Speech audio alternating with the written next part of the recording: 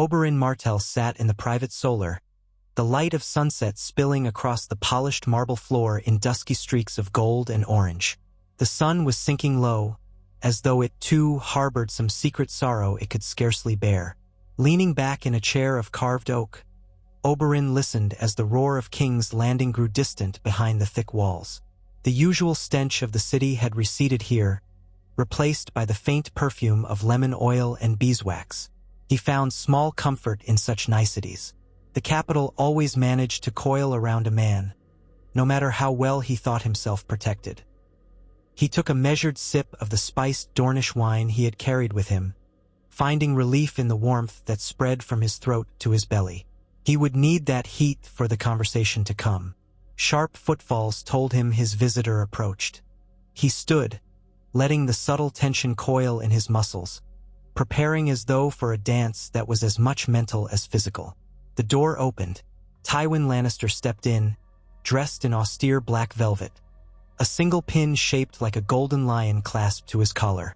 His face was a stern carving, every line and angle shaped by decades of power. He said nothing at first, only eyed Oberyn, assessing, cold, unwavering. There was no warmth in the older man's features, just relentless calculation. Oberyn wondered how many men had faltered under that gaze over the years. Tywin, in his own austere way, was no less a snake than Oberyn. But in Tywin's world, the snake swallowed entire kingdoms before biting. Oberyn gestured politely to the chair across from him. "Lord Tywin," he said, his voice almost lazy in its drawl. He willed his heartbeat to slow. Each breath was purposeful, each motion carefully choreographed to project confidence and nonchalance. It was a trick as old as the spear. Show your opponent no fear, and you seize the advantage. Tywin sank down onto the chair. He placed his hands on the arms, large, sinewy hands that bore the memory of forging alliances and orchestrating wars. The older man's eyes flicked to the carafe of wine, then back to Oberyn's face. Oberyn could almost hear the thoughts that roiled behind that reserved countenance. Suspicion, curiosity, perhaps even the faint taste of respect. "I would ask you to drink," Oberyn said, "though I suspect you'd refuse. We have much to discuss, and trust is in short supply." Tywin did not move. "Spare me courtesies, Prince Oberyn. You summon me with a cryptic message. I am here to hear your words, not your pleasantries. State your purpose." Oberyn inclined his head just enough to acknowledge the older man's caution. "Fair enough. I have come to King's Landing to seek justice for my sister, Elia." He paused, letting the name hang in the air. It never failed to conjure ghosts, and Tywin's face grew still as stone. "Her murder, and the murder of her children, remain unpunished. I have sworn, for nearly 2 decades, that one day I would see the blame laid where it belongs, and the responsible parties answer with their blood." Tywin's face gave nothing away. "You hold Gregor Clegane responsible, as do many. Is this not the reason you have agreed to champion Tyrion in his trial by combat?" "Clegane is a monstrous dog," Oberyn said, lips curving into a faint sneer. "Yet a dog answers to its master. You were the hand of the king during that war. You gave the orders to sack King's Landing. Are you accusing me of murdering your sister?" Tywin's voice bore the faintest tremor of frost, an implied threat beneath the politeness. Oberyn laughed quietly. "I know you are not a man who dirties his own hands. You have others do it for you. If you think I can be fooled by illusions of cleanliness, you are mistaken. Yet the time has come for new bargains. Perhaps you can find a way to repay the debt." A faint flicker appeared in Tywin's gray-green eyes. "And how might I do that?" Oberyn took another sip of his wine, letting the flavor linger on his tongue. "I have made an arrangement with Tyrion Lannister to stand as his champion. It was no small sacrifice given the risk. By all accounts, your gargantuan sire is formidable. But I have confidence in my skill, and more importantly, in my righteous fury." Tywin's gaze darkened. "The mountain is a beast, but he is also unbelievably strong. An error on your part, Prince Oberyn, could cost you your life. Are you here to negotiate that risk away?" A faint sneer marred his lips. If so, you have miscalculated. For a moment, Oberyn was silent, measuring the older man. Tywin Lannister was cunning, formidable, and singularly driven by his legacy. If Oberyn approached him from the right angle, perhaps it could yield unexpected fruit. I have something more interesting in mind, Oberyn said at last. Something that might serve us both, if we can lay aside our differences, at least long enough to strike a blow where it matters. He reached for the carafe and refilled his cup, the glug of dark red wine the only sound in the tense silence. I would see Cersei's tyranny tempered, see the Iron Throne under new management, and perhaps see you remain in a position of unrivaled influence, if you truly wish it. He traced the rim of the cup with a finger. There are rumors that many lords and ladies in the capital are uneasy with King Tommen's rule. A boy king, overshadowed by his mother's ambitions. There is a vacuum that could be filled, if we so choose. Tywin's expression shifted almost imperceptibly. You speak of regency. Are you implying you wish to place someone else on the throne? The Martells have never shown interest in the Iron Throne beyond exacting vengeance for old wounds. Old wounds rarely heal unless properly tended, Oberyn said smoothly. Our interest has shifted, though not in the way you might suspect. The Lannisters hold power here in the capital, but it's precarious. Meanwhile, my house is strong in Dorne, and we have the support of many who quietly fume at the current state of affairs. Allies within the capital, allies who find the presence of the Tyrells suffocating. Allies who fear the next war that Cersei might ignite. Tywin steepled his fingers, considering. You speak of a new order. This would be treason if uttered before others. A man is only a traitor if he fails, Oberyn replied, voice low. If we succeed, we become the new standard. People revere victors and forget those who fell beneath them. Power rewrites morality. It is the way of the world, and it is something you, Lord Tywin, have practiced your entire life. A silence stretched between them, thick with unspoken truths.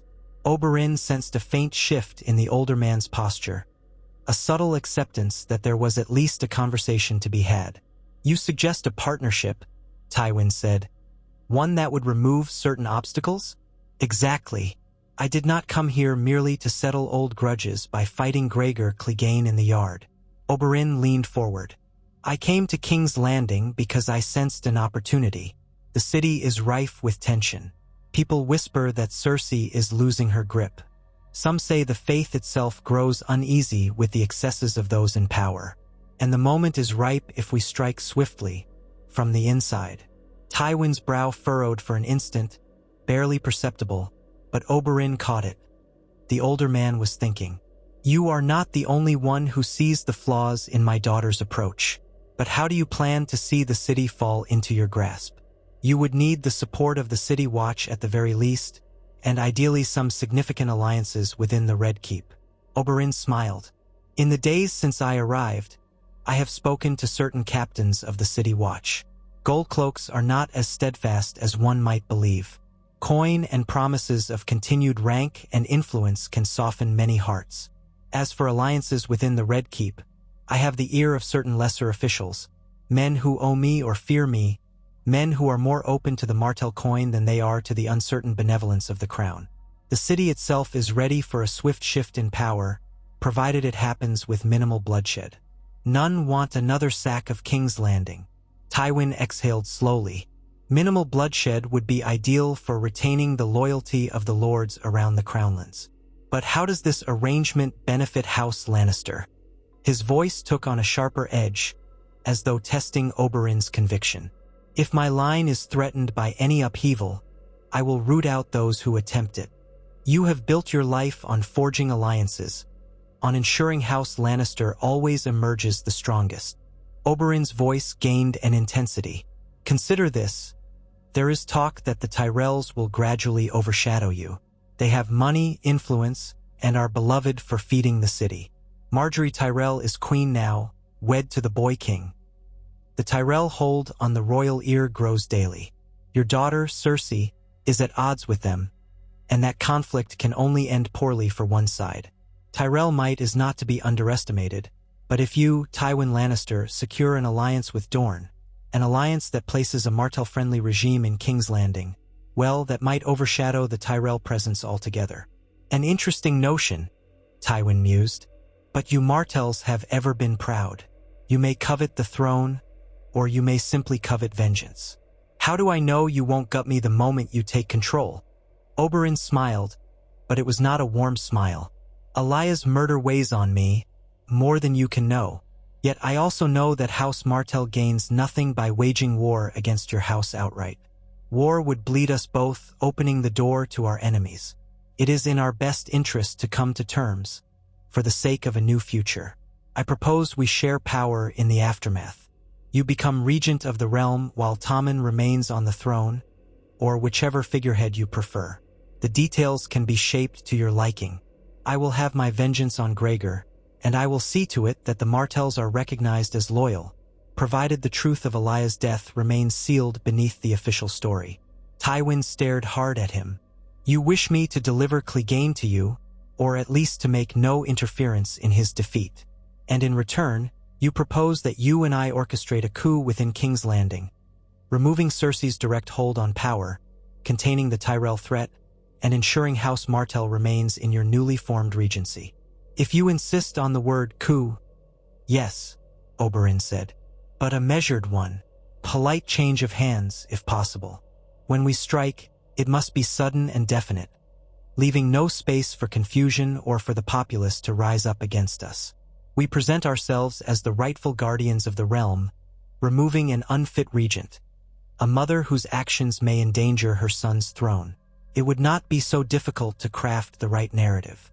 The older man seemed to weigh the matter. Tywin Lannister was a man who thrived on strategy, on anticipating every angle. Oberyn watched him with a warrior's patience, letting the silence grow. In that hush, Oberyn recalled the memory of his sister's face, a memory seared in blood. A fierce wave of anger roiled in his gut, but he forced it down. Vengeance was sweet, but strategy was essential. At last, Tywin inclined his head a fraction. I am intrigued, Prince Oberyn, but you must prove to me the efficacy of your plan. One does not topple a queen regent and her loyal courtiers on mere ambition. There is also the question of how we handle the trial by combat. If you plan to kill Gregor, you risk the entire Lannister guard turning on you. Oberyn raised an eyebrow. Does it matter if I kill him? One way or another, if you grant me your blessing, the blame can be shaped by the crown's official decrees. Tyrion will be judged innocent, and the Mountain's death deemed just. Or perhaps you have a plan to ensure he dies from less direct means. I have no preference. Gregor's life is forfeit. The question is only how publicly we end it. You would set Tyrion free, presumably so that House Martell and House Lannister can stand united against Cersei. Tywin let out a soft, humorless chuckle. My family is nothing if not complicated. My daughter has insisted Tyrion is the killer, though I remain unconvinced of his guilt. Yet, for the sake of appearances, he must stand trial. Very well. If I let you kill the Mountain, will that assuage your thirst for vengeance enough to keep you from turning on me later? Oberyn swirled his wine. If I have your word, Tywin, that in the new order we create, House Martell will be recognized as an equal partner, and Gregor's head will be mine, then yes, I will be satisfied, at least insofar as we will have enough common interest to see this plan through. The only question that remains is this. Will you join me, or shall I stand alone against your monstrous knight in the yard, with the knowledge that my old enemy remains just out of reach? Tywin's gaze flicked to the window, where the last rays of sun were sinking beneath the horizon. Shadows lengthened, stretching across the polished floor like harbingers of the truths that lurked in the dark. After a moment, he turned back, his expression resolved. We will speak more of details, but for now, let us say that I see the merit of your proposition. Together, we may forge a new shape for the Seven Kingdoms. And if in the process you find some measure of peace for Elia, so be it. Oberyn suppressed the fierce surge of triumph that threatened to show on his face. He nodded curtly. Then let us discuss, my lord, how best to orchestrate our little dance in King's Landing. He refilled his goblet, leaving a second cup untouched between them on the table, a silent invitation that Tywin might, eventually, share the wine. For now, all that mattered was that Oberyn had opened a door that might lead to the vengeance he had waited so long to claim. Night settled over King's Landing in a cloak of starless gray. A thin moon cast a faint glow on the city's winding streets. In the gloom of an unmarked courtyard near the edge of Flea Bottom, Oberyn waited with a small retinue of men loyal to Dorne. Torches guttered along the walls, highlighting the anxious expressions on their faces. These were no lavishly dressed nobles. They were mercenaries, some from Dorne, some from the free cities, men who had sailed under Oberyn's banner in secret. One or two had once worn the black of the Unsullied, freed and rebranded under new masters, or so rumor claimed. Their skill and silence were all that mattered. He waited until the clang of distant bells receded. Tonight was not a special occasion for the city. The bells rang for some lesser function in the Red Keep, perhaps a curfew signal or the changing of the watch. For Oberyn, it signaled the time to meet his next ally. When the door to the courtyard opened, a swirl of shadows preceded the newcomer.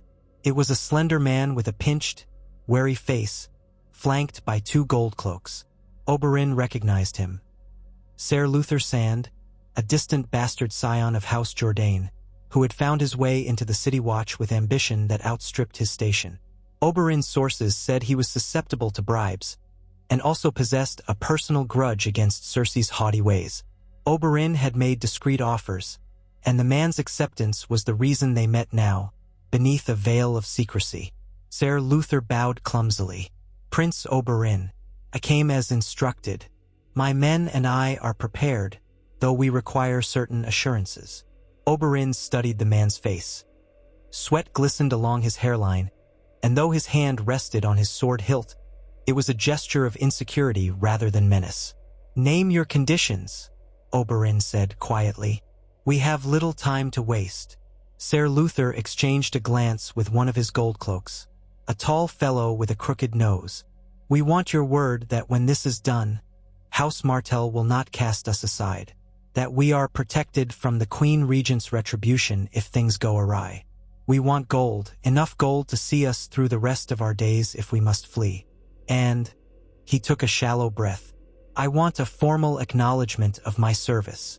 A letter from Doran Martell, perhaps, or from yourself, granting me a position under your protection." Oberyn almost smiled at the directness. "Ambition suits you, Ser Luther, but be mindful. We tread on dangerous ground. If I grant your demands, you must serve dutifully. There will be no turning back, no half measures, and no second chances." The man nodded, though there was a trembling eagerness in his eyes. "I, Prince Oberyn, we understand." "Very well," Oberyn said. He gestured, and one of his own men approached, carrying a small locked chest. Opening it revealed several pouches heavy with coin. "Here is half the gold we promised. The rest awaits you upon success. When the time comes, you will rally your watchmen and open certain gates in the Red Keep. You will ensure certain loyalists to Cersei are waylaid or caught unaware. Do this swiftly and cleanly, and you will be rewarded." Ser Luther swallowed, glancing at the glimmering coin. "Your faith in us is noted, my prince. We shall not fail." Oberyn swept a gaze around the courtyard. "You must not, for if you do, you and your men will receive no mercy from the crown or from me. Do you understand?" Ser Luther flinched but nodded. Oberyn closed the chest with a decisive snap and motioned for one of his men to escort the watchman out. He waited until the door closed behind them before exhaling. The alliance with Tywin was one thing, but the backbone of this plan lay with men like Ser Luther, ambitious guards who could be swayed. The city often turned on the small levers of greed and fear, and Oberyn intended to use that to his advantage. He thought of Tywin's face again, remembering the conversation in the Solar. They had spoken further, outlining which corridors the Lannister guards would quietly vacate, which men would look the other way at a certain hour. 1,000 moving parts needed to align perfectly, and looming over all was the trial by combat. Public spectacle. Oberyn had to fight Gregor, kill him, or at least incapacitate him, and ensure that he was not mortally wounded himself. If that peace failed, none of this would matter. Still, the thrill of it all set his blood alight. He was dancing on the edge of a spear tip, which was precisely where he thrived. When he left the courtyard, Oberyn made sure to keep to the shadows. The city was quieter at this hour, but he could still hear distant revelers and the occasional bark of a dog. He took a circuitous route back to the manse where he lodged, eyes alert for any sign of being followed. Only when he reached the ivy-laced walls of his temporary residence did he relax enough to breathe easily. But there was no time for rest. Inside, torches burned in ornate sconces. Elaria Sand awaited him in the chamber that served as a private sitting room. Her dark eyes filled with anxiety and strength in equal measure. She rose from a low couch when he entered, crossing to him with a quiet grace. "You've been gone long," she murmured, pressing a hand to his chest. "I worried." He covered her hand with his. "My business in the city is delicate, but tonight was fruitful. Our plans advance." He could see the conflict in her expression, the mixture of pride and dread. "Do not fear, Elaria. We have come too far to yield now." She studied him, her voice low. "I know your rage for Elia burns within you. I know you want revenge above all else. But is it worth the risk, allying with Tywin Lannister? The man who orchestrated so much suffering for our people." For a moment, Oberyn looked away, his jaw set. "If I can see Gregor dead, and if I can ensure that House Martell finally exerts its power over this kingdom in a way that protects us, then yes, it is worth the risk. If I must dance with the devil, I will do so with eyes wide open." Elaria nodded slowly, though concern lingered in her features. "I will stand beside you whatever path you choose, but I pray the gods watch over you in the coming days." Oberyn drew her close, inhaling the scent of her hair. "Pray if it gives comfort," he whispered. "But my gods are my spear, my skill, and my will to succeed. Soon enough the realm will know a new order, or I will die making the attempt." The day of the trial by combat dawned hot, sunlight glaring down on the massive courtyard where a crowd had gathered to witness Tyrion Lannister's champion face the crown's champion. Word had spread through the city like wildfire that the infamous Red Viper would cross blades with Ser Gregor Clegane, the mountain that rides. A sense of anticipation crackled in the humid air. Oberyn stood in his tent near the edge of the yard, adjusting the thin, flexible armor he preferred. He eschewed the heavier plate in favor of supple leather and metal scales that allowed freedom of movement.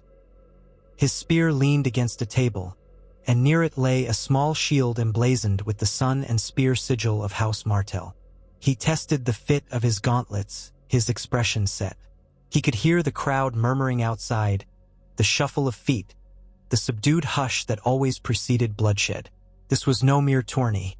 This was life and death, with the fate of Tyrion Lannister's guilt or innocence hanging in the balance. For Oberyn, it was also the moment of vengeance. Before him loomed the man who had butchered his sister and her children, an act committed under orders from Tywin, or so Oberyn believed. But Tywin had promised to let it happen. One way or another, Gregor would fall. Tyrion entered the tent, escorted by a pair of guards. The imp's face was drawn with tension, yet he managed a sardonic twist of the lips. "Well, Prince Oberyn, I suppose this is the moment to wish you good luck." Oberyn examined the smaller man. Tyrion had proven clever, and perhaps mostly innocent regarding Joffrey's death. Oberyn inclined his head. "Luck is useful, but skill will be my shield today." He picked up his spear, running a finger along its razor-sharp steel tip. "Have no fear, Lannister. I have waited half a lifetime for this." Tyrion swallowed. "Gregor is monstrous. I mean that quite literally. He's huge, strong.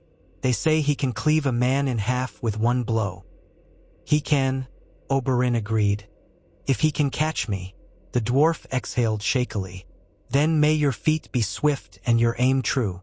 He glanced at the tent flap, where the sunlight filtered through in brilliant stripes. "If you kill him, do try to do so quickly, before he kills us both." Oberyn allowed a humorless grin. I will give him a quick death or a slow one.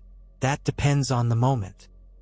A herald's voice boomed outside, calling the combatants to the yard. Oberyn rested the spear across his shoulders, took up his shield, and started forward. As he stepped into the glare of the sun, he felt a hush descend over the throng. King Tommen sat on a high dais, flanked by Cersei and other courtiers. Tywin was there as well, sitting near the front. Their gazes all weighed upon him like iron. Across the yard stood Ser Gregor Clegane, a towering brute encased in heavy plate, the black iron shaped to fit his monstrous form. His great sword was as tall as many men. Oberyn breathed slow and deep. He let the tension coil in his limbs, a predatory readiness. The crowd's anticipation crackled in the silence. Then the High Septon gave a blessing of sorts, speaking of how the gods would judge guilt or innocence through mortal combat. Oberyn resisted the urge to laugh at the hypocrisy of it all. When the blessing ended, the herald's voice resonated. Let the trial by combat commence. Gregor hefted his sword, stepping forward in a slow, deliberate motion, as though sure that each stride would bring him closer to crushing his foe. His helm, shaped with a snarling visor, concealed his face entirely. Oberyn circled, spear at the ready, shield up, a viper against a mountain. The crowd parted around them, forming a wide ring of onlookers. Oberyn struck first. He lunged, feinting for the gap in Gregor's armor at the armpit. The mountain swung the great sword in a brutal arc, forcing Oberyn to dart backward, the blade whistling past with lethal intent. Dust rose around their feet. The crowd gasped. Again Oberyn lunged, this time feinting high but stabbing low. The spear tip scraped against Gregor's greave, sending up sparks. Oberyn danced away, heart pounding. The mountain pivoted more quickly than a man of his size should have been able to, bringing the sword down in a crushing overhead blow that Oberyn barely sidestepped. The ground shook with the impact. Sweat gathered beneath Oberyn's brow. He tightened his grip on the spear, keeping his shield angled. Gregor advanced, each step accompanied by a ragged hiss of breath from behind his visor. I killed your sister, he snarled in a voice that seemed to rumble from the depths of a cave. I raped her. I smashed her. Oberyn's spear lashed out. He slashed the tip across Gregor's breastplate, scoring metal. Elia Martell, Oberyn shouted, voice carrying over the crowd. You murdered her children. He spun to the side as Gregor lunged, the brute's sword clanging off Oberyn's shield.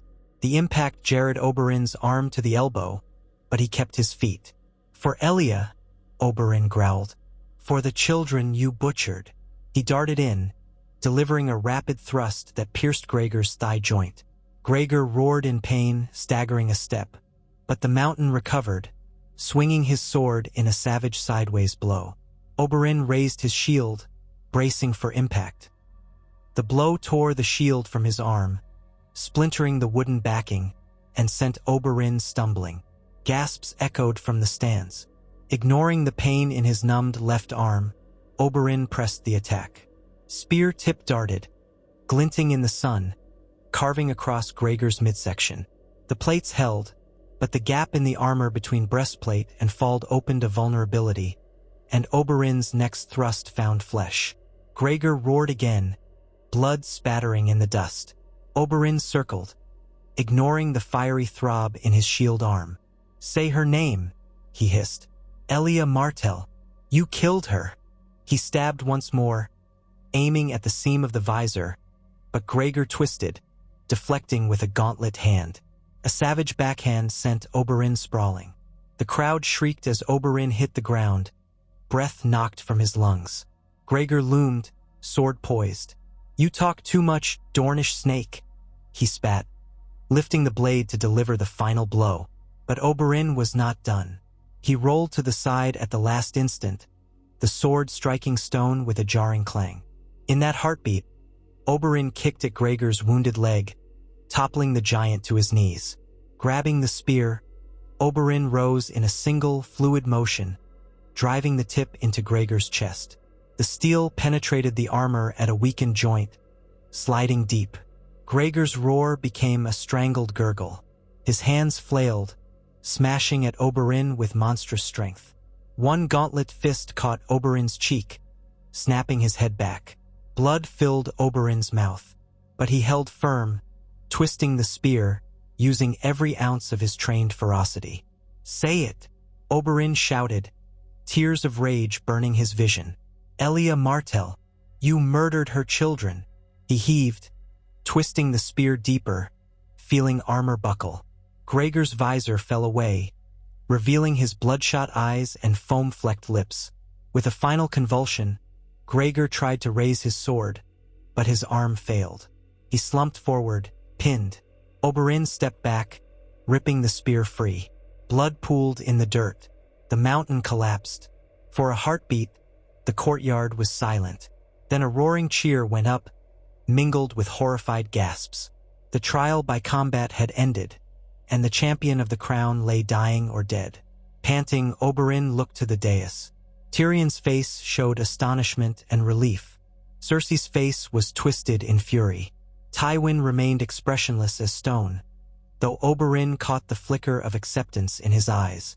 This was the moment. The plan would move forward now. The High Septon's voice rang out, though trembling with shock. "By the gods' judgment, the champion of the accused stands victorious. Tyrion Lannister is innocent." A surge of commotion followed. Cersei shrieked something at her guards, pointing a shaking finger at Tyrion. Soldiers, uncertain, glanced to Tywin for guidance. Tywin rose slowly, lifting a staying hand. The tension was palpable. Tyrion, reeling from near-certain death, looked around as if expecting a trick. But Tywin's voice boomed, "The gods have spoken. Tyrion Lannister is absolved of the crime." He turned a piercing gaze on Cersei. "This court is adjourned." Cersei looked as if she might explode, but before she could utter another word, Tyrion's guards escorted him away. The onlookers were too stunned to react. Oberyn wiped the blood from his mouth, each breath a searing reminder of how close he had come to death. He had avenged Elia's murder by killing the mountain, though not in the torturous manner he might have envisioned, but the beast was slain. Now only the next part of the plan remained. That evening, King's Landing buzzed with the aftermath. Whispers spread of how the Red Viper had triumphed over the mountain that rides, how Tyrion Lannister's innocence had been proven by the gods, and how furious the Queen Regent had been. Some said she had thrown goblets of wine at the walls. Others claimed she was conspiring to have Oberyn arrested on fabricated charges. But behind closed doors, the real conspiracies churned. In a secluded chamber deep in the Red Keep, Tywin convened a small meeting of trusted men. Oberyn was there, shoulders stiff from the earlier bruises. Tyrion stood to one side, half in disbelief that he still drew breath. A few key Lannister guards, hand-picked by Tywin, flanked the walls. Varys, the master of whisperers, hovered in the background, his expression neutral, though his quick eyes missed nothing. Tywin gestured for Oberyn to speak. The older man's voice, though calm, carried an urgency. "We have little time. Cersei's men are scattered, but she will rally them soon. The Tyrell guards remain uncertain. Margaery's alliance with Tommen might lead her to support Cersei or remain neutral. We must act if we are to seize control quietly." Oberyn nodded, ignoring the ache in his temple. "My men stand ready. By your command, they will move to secure the gates of the Red Keep, supported by certain city watch captains I've bought. They will ensure no loyalist forces can regroup and resist. Once the keep is sealed, we present King Tommen with a statement. The Queen Regent is no longer fit to govern." Tyrion cleared his throat, stepping forward. "You were talking about staging a palace coup, yes? Why would Tommen accept this? He loves his mother, or at least is too young to conceive of her betrayal." Tywin folded his hands.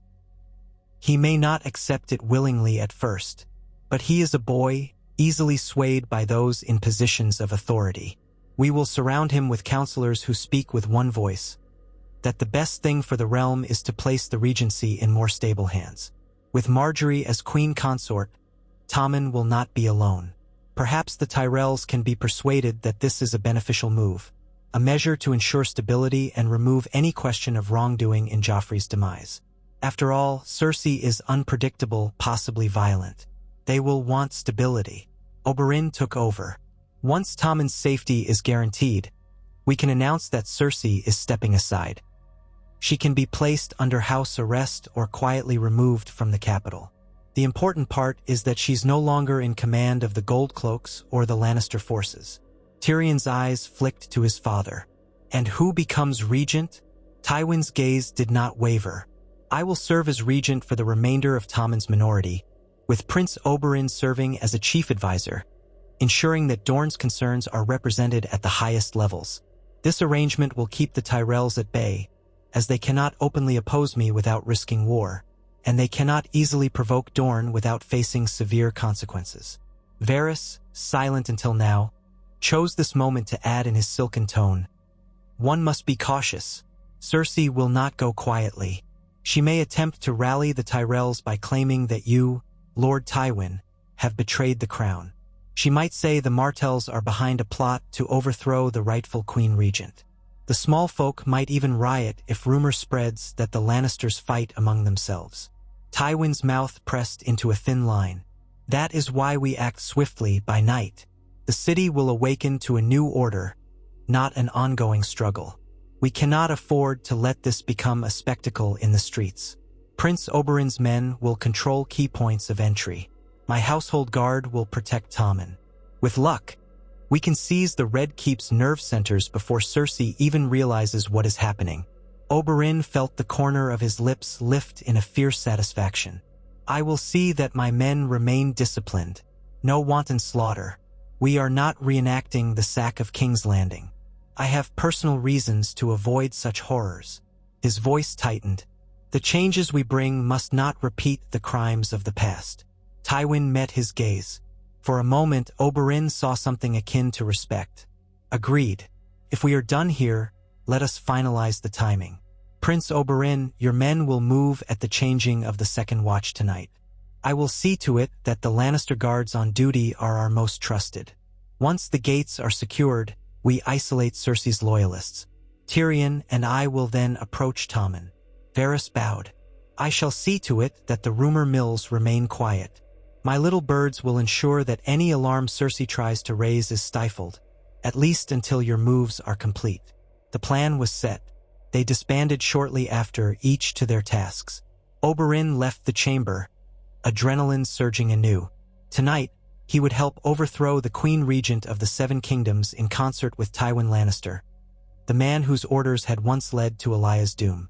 Life made strange bedfellows, indeed, but that was the price of vengeance and ambition. Night fell, an almost tangible darkness draping King's Landing. The Red Keep loomed against the starlit sky, torchlight flickering on its battlements. Within its sprawling walls, guards changed posts, unaware that some among them were no longer loyal to Cersei Lannister.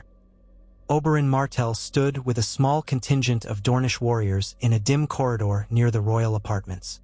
A hush enveloped them, broken only by the soft shuffle of boots on stone and the muted rattle of arms. Here and there, one of the Goldcloaks they had bribed nodded in silent acknowledgement, letting them pass unchallenged. They reached a side stair that led up to a small courtyard adjoining the royal chambers. According to the plan, Tywin's men would approach from the main hall, ensuring the corridor outside Tommen's door was sealed. Then Oberyn would handle any potential interference from the Queen's retinue. At the top of the stair, they found two Lannister guards. The men hesitated, uncertain. Oberyn stepped forward, adopting a commanding tone. "Orders from Lord Tywin," he said curtly. "Stand aside. The Queen Regent's presence is requested in the main hall." One guard opened his mouth to protest. A slight crease of confusion marred his brow. In that moment, one of Oberyn's warriors struck swiftly, the pommel of his sword cracking against the guard's temple. The man crumpled, unconscious. The second guard inhaled to shout, but Oberyn moved like lightning, gripping the guard's throat, pressing a dagger to his ribs. Fear blanched the man's face, and the shout died on his lips. "Quiet!" Oberyn hissed, leaning close enough that the guard could feel his breath. "You will remain still or you will die. Decide now." The guard's eyes darted, but he gave a frantic nod. Oberyn signaled 2 of his men to bind and gag him. They dragged both guards into a nearby alcove. The corridor was theirs. The sound of muffled footsteps approached from around the bend, and Oberyn tensed, relaxing only when he saw it was Ser Luther Sand with a squad of goldcloaks under his command. "Prince Oberyn," Ser Luther whispered, trying to hide his nervousness. "Lord Tywin has seized the main throne room. He awaits your signal." Oberyn nodded, gesturing for the group to continue toward the royal apartments. "Maintain your post here. No one enters or leaves without my leave." Ser Luther obeyed, though his expression revealed flickers of fear. He knew that if this coup failed, the repercussions would be terrible. Sweeping along the corridor, Oberyn and a handful of spearmen halted at the large double doors that led to the Queen Regent's private parlor. Torchlight glimmered beneath the threshold. Through the thick oak, they could hear raised voices. One was unmistakably Cersei's, bristling with fury. Oberyn exchanged a tense glance with his men, then shoved the doors open. Inside, Cersei Lannister stood by a table laden with half-finished dishes and cups of wine. A handful of her personal guards, clad in gold-trimmed armor, stood around the room, alarmed by Oberyn's sudden entrance. One of them reached for his sword. Oberyn's men fanned out, spears raised. Cersei's face contorted in rage. "What is the meaning of this?" she snarled. "You dare enter my chambers without permission?" Oberyn met her glare calmly. "Forgive the intrusion, my queen, but your regency is at an end. By order of Lord Tywin Lannister and with the support of the Crown's new council, you are relieved of your duties." Cersei's eyes blazed, her voice dripping venom. "You treacherous Dornish bastard. You think you can come here, kill my champion, and now overthrow me?" She gestured to her guards. "Kill them." The guards hesitated, uncertain. They glanced at one another, then at Oberyn's men, who stood with spears leveled. A swift, vicious fight loomed. Oberyn's grip on his spear tightened. One guard lunged, and Oberyn sidestepped, driving the butt of his spear into the man's jaw. Another guard swung at one of Oberyn's spearmen, but the Dornishman parried and countered with a thrust to the guard's gut. Blood splattered across the floor. Cersei shrieked as she backpedaled, her eyes wild. Another guard managed to land a glancing blow on a Dornish warrior's shoulder, but was quickly subdued by 2 more spear thrusts. The fight was brief but vicious. In moments, 3 of Cersei's guards lay dead or wounded. The remaining 2 dropped their weapons and raised trembling hands. Oberyn advanced on Cersei, who was breathing hard, tears of rage pooling in her eyes. "You cannot do this," she spat. "This is treason of the highest order. Tywin cannot side with you." "He has," Oberyn said, voice cold. "The realm has chosen a new path, my queen. You will come with us quietly. Any attempt to resist will only end in bloodshed." Cersei's hands clenched at her sides. Her chest rose and fell with rapid breaths. For an instant, Oberyn thought she might attempt some desperate move, but she merely glared. "Tommen," she said in a shaking voice, "what have you done with my son?" Oberyn did not blink. "He is safe, under the protection of Lord Tywin." He jerked his head to his men. "Take her. She is to be confined to her chambers under guard. Allowed no visitors without Lord Tywin's authorization." 2 of Oberyn's SP. Your men stepped forward. Cersei recoiled, but they were firm and unyielding as they took her by the arms. "You will all pay for this," Cersei said, voice trembling with hatred. "Do you hear me? You will pay." They marched her from the parlor. Oberyn followed in silence, his mind a swirl of triumph and caution. The Queen Regent was in custody, but that did not mean the city was fully secure. They still had to ensure no portion of the city watch or the royal household rose up in retaliation. The corridor outside was filled with more of the gold and crimson cloak guards, as well as Oberyn's men, who were corralling them with surprising efficiency. Oberyn could see the shock on many faces, No one had expected a Dornish-led conspiracy to unfold this swiftly. But Tywin's reach, combined with Oberyn's infiltration, had forced a decisive advantage. At last, they entered the throne room. Tywin stood near the Iron Throne, flanked by Tyrion and a small cluster of highborn lords, some with uncertain expressions. Tommen was there as well, seated precariously on the massive chair of melted blades. The boy looked frightened, his wide eyes darting around. When Cersei was brought in, Tommen sprang up, crying out, "Mother!" He rushed toward her. The guards reluctantly let him approach, but stood close. Cersei embraced him tightly, shooting Oberyn and Tywin a venomous look over Tommen's shoulder. Tywin spoke, his voice echoing across the hall. "My lords and ladies, as Hand of the King, I have determined that the Queen Regent's actions threaten the stability of the realm. Her hostility toward Prince Oberyn Martell and the events following the trial by combat have forced me to act to preserve King Tommen's authority." Cersei pulled back from Tommen, tears streaking her cheeks. "You cannot do this, father," she hissed. "After all I've done."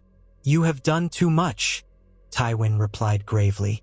"For the sake of the realm, you must step aside." A hush fell. Cersei trembled with fury, but she cradled Tommen's face, whispering in his ear. Tommen looked from his mother to his grandfather, confusion etched in his features. At length he turned to Tywin, his voice quaking. "Grandfather, what do I do?" Tywin knelt before the throne, in a gesture that seemed to reassure the boy. "You remain king, your grace. I will advise you, as will our new allies from Dorne. We are doing this to keep you safe from any who might use your regency for ill ends." Oberyn stepped forward, though he kept a respectful distance from the throne. His eyes fell on the boy. King Tommen appeared innocent, caught in a tempest far beyond his comprehension. Oberyn's voice was gentle, gentler than Cersei deserved, but the child was another matter. "You need not fear, your grace. No harm will come to you. Dorne stands with you." Cersei looked as though she might strike Oberyn, but Tywin raised a hand. "Take the Queen Regent to her chambers," he repeated, voice harder now. "She is to remain there under guard." Tommen whimpered as Cersei was pulled away, but he did not resist, perhaps too overwhelmed to do anything more. Silence followed. Tyrion averted his gaze, looking uncomfortable, though also relieved that the day had not ended with his head on a spike. The courtiers shifted, uncertain whether to cheer or cower. Then Tywin spoke again, turning toward them. "Hear me, all of you. The king's peace must be preserved. The City Watch is now under the joint command of Ser Adam Marbrand and Ser Luther Sand. Prince Oberyn Martell will serve as a special advisor to the crown, and we will open negotiations with Dorne to solidify our renewed alliance. Anyone who objects may state their piece, or hold their tongues and keep their heads." A smattering of murmurs rippled among the nobles. None dared raise open protest in this moment of shock. Oberyn studied the assembled lords. Some, like Mace Tyrell's representatives, looked stunned, their mouths agape. Others seemed quietly calculating how best to adapt to this sudden shift in power. Varys stood in the corner, hands tucked into his sleeves, an enigmatic smile on his lips. The Master of Whisperers was no doubt already weaving new lines of information around the newly formed regime. Thus, the Red Keep fell into Oberyn's and Tywin's hands without a pitched battle in the streets. The common folk would hear the official story soon, that Cersei's rash actions had endangered the king, and that Lord Tywin and Prince Oberyn had acted swiftly to ensure King Tommen's safety. Some would believe it, others might not. But in a city that had seen the War of the Five Kings and the horror of Joffrey's rule, perhaps a bloodless shift in leadership would be met with cautious relief. Oberyn let the tension drain from his shoulders. He had accomplished more in a single day than many did in a lifetime. He had killed the Mountain, avenging Elia, and he had, with Tywin's collusion, taken control of King's Landing. The possibilities for Dorne's future unspooled before him, shimmering with potential. In the hours that followed, Oberyn roamed the corridors, checking that all was proceeding according to plan. He wanted to ensure no pockets of resistance remained that might start a fire in the city. Tyrion joined him for part of this walk, the two men an unlikely pairing. "You've got to admit," Tyrion said at one point, "this all happened remarkably fast. Not that I'm complaining. One day, I'm on trial for regicide. Now I'm not sure what I am. Alive, for starters." Oberyn gave a short laugh. "If you had asked me a year ago whether I'd ally with your father, I would have spat in your face. Fate, it seems, enjoys playing with our certainties." They turned a corner and passed a group of goldcloaks. Each man gave Oberyn a respectful nod, a testament to the new power dynamic. Tyrion watched them go. "So, how does it feel to kill the man who murdered your sister?" Oberyn's step slowed. A myriad of emotions flickered across his face. It was satisfying, but not in the way I had dreamt all those years. I wanted to make him confess, to hear him beg for forgiveness. But his end came in the heat of battle. Quick, savage. There was no time for elaborate torment. And in the moment, that was enough. Tyrion nodded soberly. "Revenge is rarely as sweet as we imagine. Now, you have to navigate the politics of this new arrangement." They paused by a narrow window that overlooked the Blackwater Bay, moonlight rippling across the water. Oberyn leaned against the stone. "Yes, politics. My brother Doran will be both thrilled and furious when he learns of this. He always counseled caution, to wait for the right moment. Perhaps he will see that moment has arrived." Tyrion studied Oberyn's profile. "If you truly stand by my father's side, you could help shape the realm for the better. There are many who suffer under the weight of war and tyranny. Dorne has always done things differently. Perhaps you can bring that perspective here." Oberyn's lips quirked. "A lofty ambition. If there is one thing I know, it is that power corrupts. But if I can do some good while avenging Elia, perhaps that is enough of a legacy." Footsteps echoed down the corridor, and Ilaria Sand appeared, eyes alight with worry and relief. She approached Oberyn, ignoring Tyrion entirely for the moment, and clasped Oberyn's arm. "You're unhurt, bruised, but alive," Oberyn said, gently brushing her cheek with his fingertips. "All has gone according to plan." She exhaled, tension fading from her stance. Then she glanced at Tyrion. "I suppose we have you to thank as well?" Tyrion offered a small bow. Merely a man trying to keep his head attached. The synergy with Oberyn's cause turned out to be mutually beneficial. He gave a half-smile. "It often surprises me how alliances are formed in the face of common enemies." Ilaria studied him, then nodded curtly. Oberyn guided her to the window. "Tywin is meeting with a few key lords to formalize the new council. Once it is done, the entire city will know the Queen Regent is confined to her chambers. Then, in time, they will see that Dorne is not merely a byword for rebellion but a partner in ruling. Until they find some new reason to fear us," Ilaria said quietly. "The Northerners hate the South. The Reach despises the Stormlands. The Stormlands resent the Crownlands, and so on." Oberyn gave a faint shrug. "A dysfunctional kingdom, to be sure, but it's the only one we have." They lingered there, silent for a time, each lost in their thoughts. Oberyn's mind spun with the enormity of what he had done. He had cut down the Mountain, the man who had brought horror to his family. He had allied with Tywin Lannister, forging a path that might finally bring Dorne to equal standing in the Seven Kingdoms. Yet the shadow of Elia still flickered in the corners of his vision, her gentle smile forever lost to time. No coup, no alliance could bring her back. All he could do was ensure that no other Dornish sisters suffered the same fate. Maybe that was reason enough to keep fighting. In the days that followed, King's Landing buzzed with gossip about Cersei's fall and the new role of Oberyn Martell in the royal court. Tywin consolidated power quickly, removing from command any captain or official too closely tied to Cersei's faction. The Tyrells, caught off balance, sent envoys to discuss a new alliance framework that would keep their influence intact. Marjorie Tyrell, the queen consort, was seen comforting Tommen, who appeared bewildered but not entirely unhappy. Without his mother's overbearing presence, the boy enjoyed more freedom and more guidance from his grandfather. Rumors of the Queen Regent's captivity spread through the taverns and marketplaces. Some small folk whispered that Cersei was locked away in the black cells. Others said she was simply under house arrest in luxurious rooms, with every comfort except her freedom. The truth was the latter, though Cersei raged against her confines. She was permitted visits from Tommen, but always under the watchful eye of guards loyal to Tywin. Oberyn spent much of his time navigating these new politics. Lords from the Crownlands sought audiences, uncertain whether they should treat him as an enemy or a partner. He accepted them graciously, wearing the princely silks of Dorne, and assured them that stability was his aim. He spoke of trade agreements, promising that Dornish oranges and wines might flow more freely to King's Landing, building economic ties that would shore up his position and quell dissent. Tywin, for his part, began shaping a narrative that placed blame on Cersei for provoking unrest, thus justifying her removal. Tyrion, newly vindicated, found himself in a precarious spot. Though free, he was still viewed with suspicion by many who recalled his past controversies. Yet Oberyn noticed that Tyrion's mind was as sharp as ever, and the prince often asked the Dwarfs' Council in private to glean fresh perspectives.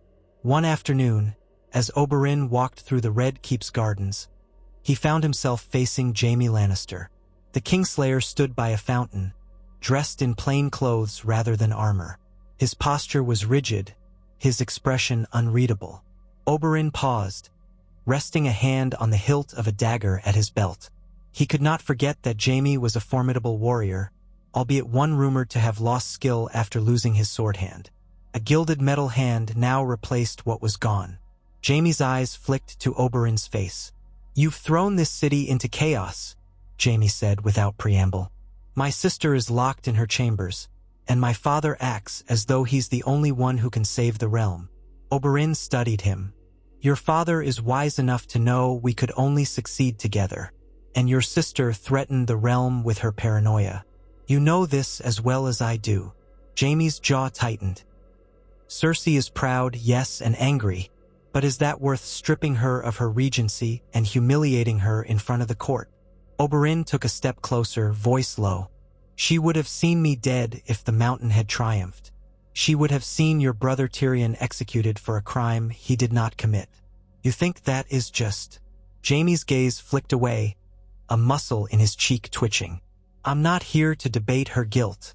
I merely warn you that she will not stop. You might have locked her up, but you won't keep her from conspiring. She is far too relentless." Oberyn nodded slowly. "I know, but Tywin and I have taken precautions. If she plots to retake power, she will find no allies within the City Watch or the Red Keep. The Tyrells will not back her, not now that they see she is out of favor.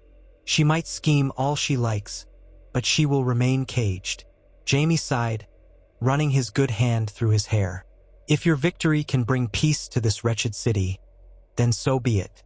I'm tired of war, tired of seeing everything fall apart. But I am also a Lannister, and I'll not stand by while my family is threatened." Oberyn's lips curved in a wry smile. "We stand on common ground then, Ser Jaime. I, too, will not let harm come to my family or my people." He extended a hand. "Perhaps we can work to ensure no further blood is shed." Jaime hesitated, then met Oberyn's gaze. He clasped the extended hand with his left. The metal hand was not suited to such gestures. For a moment, they stood locked in an uneasy truce, the tension of old enmities lingering but overshadowed by necessity. A fortnight passed. King's Landing settled into an uneasy calm. Cersei's confinement continued, while Tywin governed as regent. Oberyn Martell served openly on the small council, a presence that disturbed some lords but reassured others that Dorne was no longer an enemy. The day-to-day affairs of the realm proceeded, from balancing the treasury to handling petitions from across the Crownlands. Late one night, in the stillness of a private chamber overlooking the city's flickering lights, Oberyn found himself staring at a letter from Doran Martell. It had arrived by Raven that morning, filled with cautious words that veiled the Prince of Dorne's concerns. Doran praised Oberyn's cunning but warned that this was a precarious game, that alliances with Lannisters could turn sour. Yet there was also a note of pride. an acknowledgement that House Martell had never stood so close to shaping the destiny of the realm. Ellaria joined Oberyn at the window, the faint scent of night-blooming flowers wafting up from the garden below. She rested her hand on his shoulder. "Your brother's words trouble you?" "He is always the measured one," Oberyn murmured. "Perhaps that is why we make a good pair. I run into the fray, and he cleans up my messes." Ellaria smiled faintly. "There is no small measure of wisdom in that, but you have achieved something remarkable. The realm stands on a new precipice. Dorne is no longer an afterthought." Oberyn nodded, gazing out at the city. "Yes, but at what cost? Elia is still gone, and though the mountain is dead, Tywin Lannister remains. I have allied with the man I once swore to destroy. Even if that alliance serves a purpose, it gnaws at me." Ellaria's voice was quiet, supportive. "Then shape the realm in a way that honors Elia's memory, that protects the innocent from the horrors she endured. Let that be your vengeance as well." He turned to her, gently brushing aside a lock of her dark hair. "You have always seen the heart of things, Ellaria. If I can bring justice and some measure of peace, perhaps that will soothe the old wounds, if only by a fraction." Their eyes locked, a moment of shared determination. The future was uncertain, fraught with potential betrayals and pitfalls. Yet Oberyn Martell, the Red Viper, stood at the heart of power in King's Landing, spearheading a transformation that could remake the Seven Kingdoms. If the gods were good, and if cunning and will were enough, he would guide this new order. No longer was he a restless prince thirsting for vengeance. Now he was a figure shaping the game itself, forging alliances and rewriting the rules to favor Dorne as never before. In doing so, perhaps he could at last lay his sister's tormented spirit to rest, knowing that her death had led to a realm less prone to the cruelty she had suffered. For Oberyn Martell, that single hope was worth every risk, every sleepless night, and every drop of blood spilled along the way. Oberyn Martell rose early the next morning, still wearied by too few hours of sleep. He dressed in the deep hues of Dorne, a dark rust-colored doublet embroidered with thread of gold suns, then pulled on supple leather boots. Ellaria still lay abed when he slipped from their chambers. Outside, the Red Keep's corridors were hushed, painted in the pale blush of early dawn filtering through high windows. Over the last fortnight, the castle's very atmosphere had changed. Men who once swaggered through these halls in obedience to Cersei's every whim now walked with careful steps, watchful, uncertain of their standing in a realm ruled by Tywin Lannister and guided by a Martell's council. 2 Lannister guards stood at attention near the junction that led toward Tommen's Solar. One of them recognized Oberyn and gave a stiff bow. Oberyn nodded in return. He still found it peculiar to see Lannisters bowing to him, a subtle sign of the coup's success, a testament to the power shift. He passed them without a word, letting the hush of the corridor swallow him. He found himself at a window overlooking the training yard, where a handful of gold cloaks were already at drill. Each carried a spear or longsword, going through the motions of thrust and parry under the watchful eye of their instructor. Oberyn observed them for a time, mind drifting. In another life, he might have been out there, half-naked and sparring in the sun for the pure joy of it. But that was before vengeance, before the entanglements of politics that had drawn him so deeply into King's Landing's web. A distant clang of steel on steel echoed across the yard. He closed his eyes for a moment, inhaling the cooler morning air. Already his thoughts turned to the day's demands. A small council meeting to discuss the crown's debts, a negotiation with the Tyrell envoys regarding food supplies, a private audience with several Crownland bannermen who feared chaos if the Queen Regent truly remained confined. Oberyn felt his lips twist in a wry smile. He had come to King's Landing on a quest for retribution, but he had found himself thrust into the seat of governance. Elia would have laughed at the irony. His first appointment, however, was less formal. A meeting arranged with Tyrion Lannister in a discreet antechamber near the royal library. Oberyn had come to value Tyrion's cunning in the weeks since the trial by combat. Though the dwarf was still regarded with caution by many, Oberyn recognized in Tyrion a mind that thrived on solving problems others overlooked. And with Cersei stripped of her power, Tyrion's voice now held greater weight in the city than before. He descended a spiral stair of worn stone, boots echoing on the steps. At the bottom, 2 of his personal guards awaited him, Dornish men with thin-bladed spears slung across their backs. They offered respectful bows. Oberyn signaled them to follow at a distance and continued down a torchlit passage until he reached a door banded with iron. A page stood there, nodding as Oberyn approached. He opened the door and gestured the prince inside. Within the antechamber, a lamp glowed softly on a table scattered with scrolls. Tyrion sat on a small cushion, leaning over a piece of parchment, penning something with careful strokes. He looked up when Oberyn entered and set down his quill. "My Lord Prince," Tyrion said with a faint smile, "punctual as ever. I'd offer you wine, but it's a bit early, even by my standards." Oberyn lowered himself onto a bench, crossing one leg over the other. "The day is already old enough for me," he replied lightly. "I've been up before the sun. As for wine, I will wait until midday. I prefer to keep a clear head in these uncertain times." Tyrion arched an eyebrow. Prudent. Most men in the capital could benefit from that notion. Unfortunately, they find solace in their cups rather than clarity. He pushed the parchment aside and steepled his fingers. "Shall we speak of the Iron Bank first? Or do you have some other pressing matter on your mind?" Oberyn leaned forward, elbows on his knees. "The Iron Bank." He let out a slow breath. "I understand you've taken the lead in drafting a new repayment schedule. Tywin insists we cannot afford to alienate Bravos, but the crown's coffers are scarcely better than when Joffrey was alive." Tyrion pulled a face. "That's putting it gently. The royal treasury is a pit of debts. Some owed to the Iron Bank, many owed to various lords who lent gold to fund the wars. Though House Lannister is wealthy, certain shifts in the gold mines have reduced returns. Father wants a show of good faith to Bravos, so they don't start funding one of our enemies. Such as Stannis," Oberyn said quietly, recalling how rumor claimed the Iron Bank had once entertained the notion of supporting the late King Robert's brother. "Yes, we can't allow them to back another claimant." "Very well. I'll not stand in the way of a rational repayment plan, but do not expect Dorne to shoulder this debt. We have our own concerns." Tyrion nodded, scribbling a quick note. "Understood. Father believes we can levy new tariffs on certain shipments coming through the ports of the Crownlands, particularly on luxury goods. Also, the Tyrells might be persuaded to ease some of the costs if we grant them favorable trade conditions through the Rose Road." Oberyn snorted. "The Tyrells always angle for advantage. I don't doubt we'll pay dearly for their help."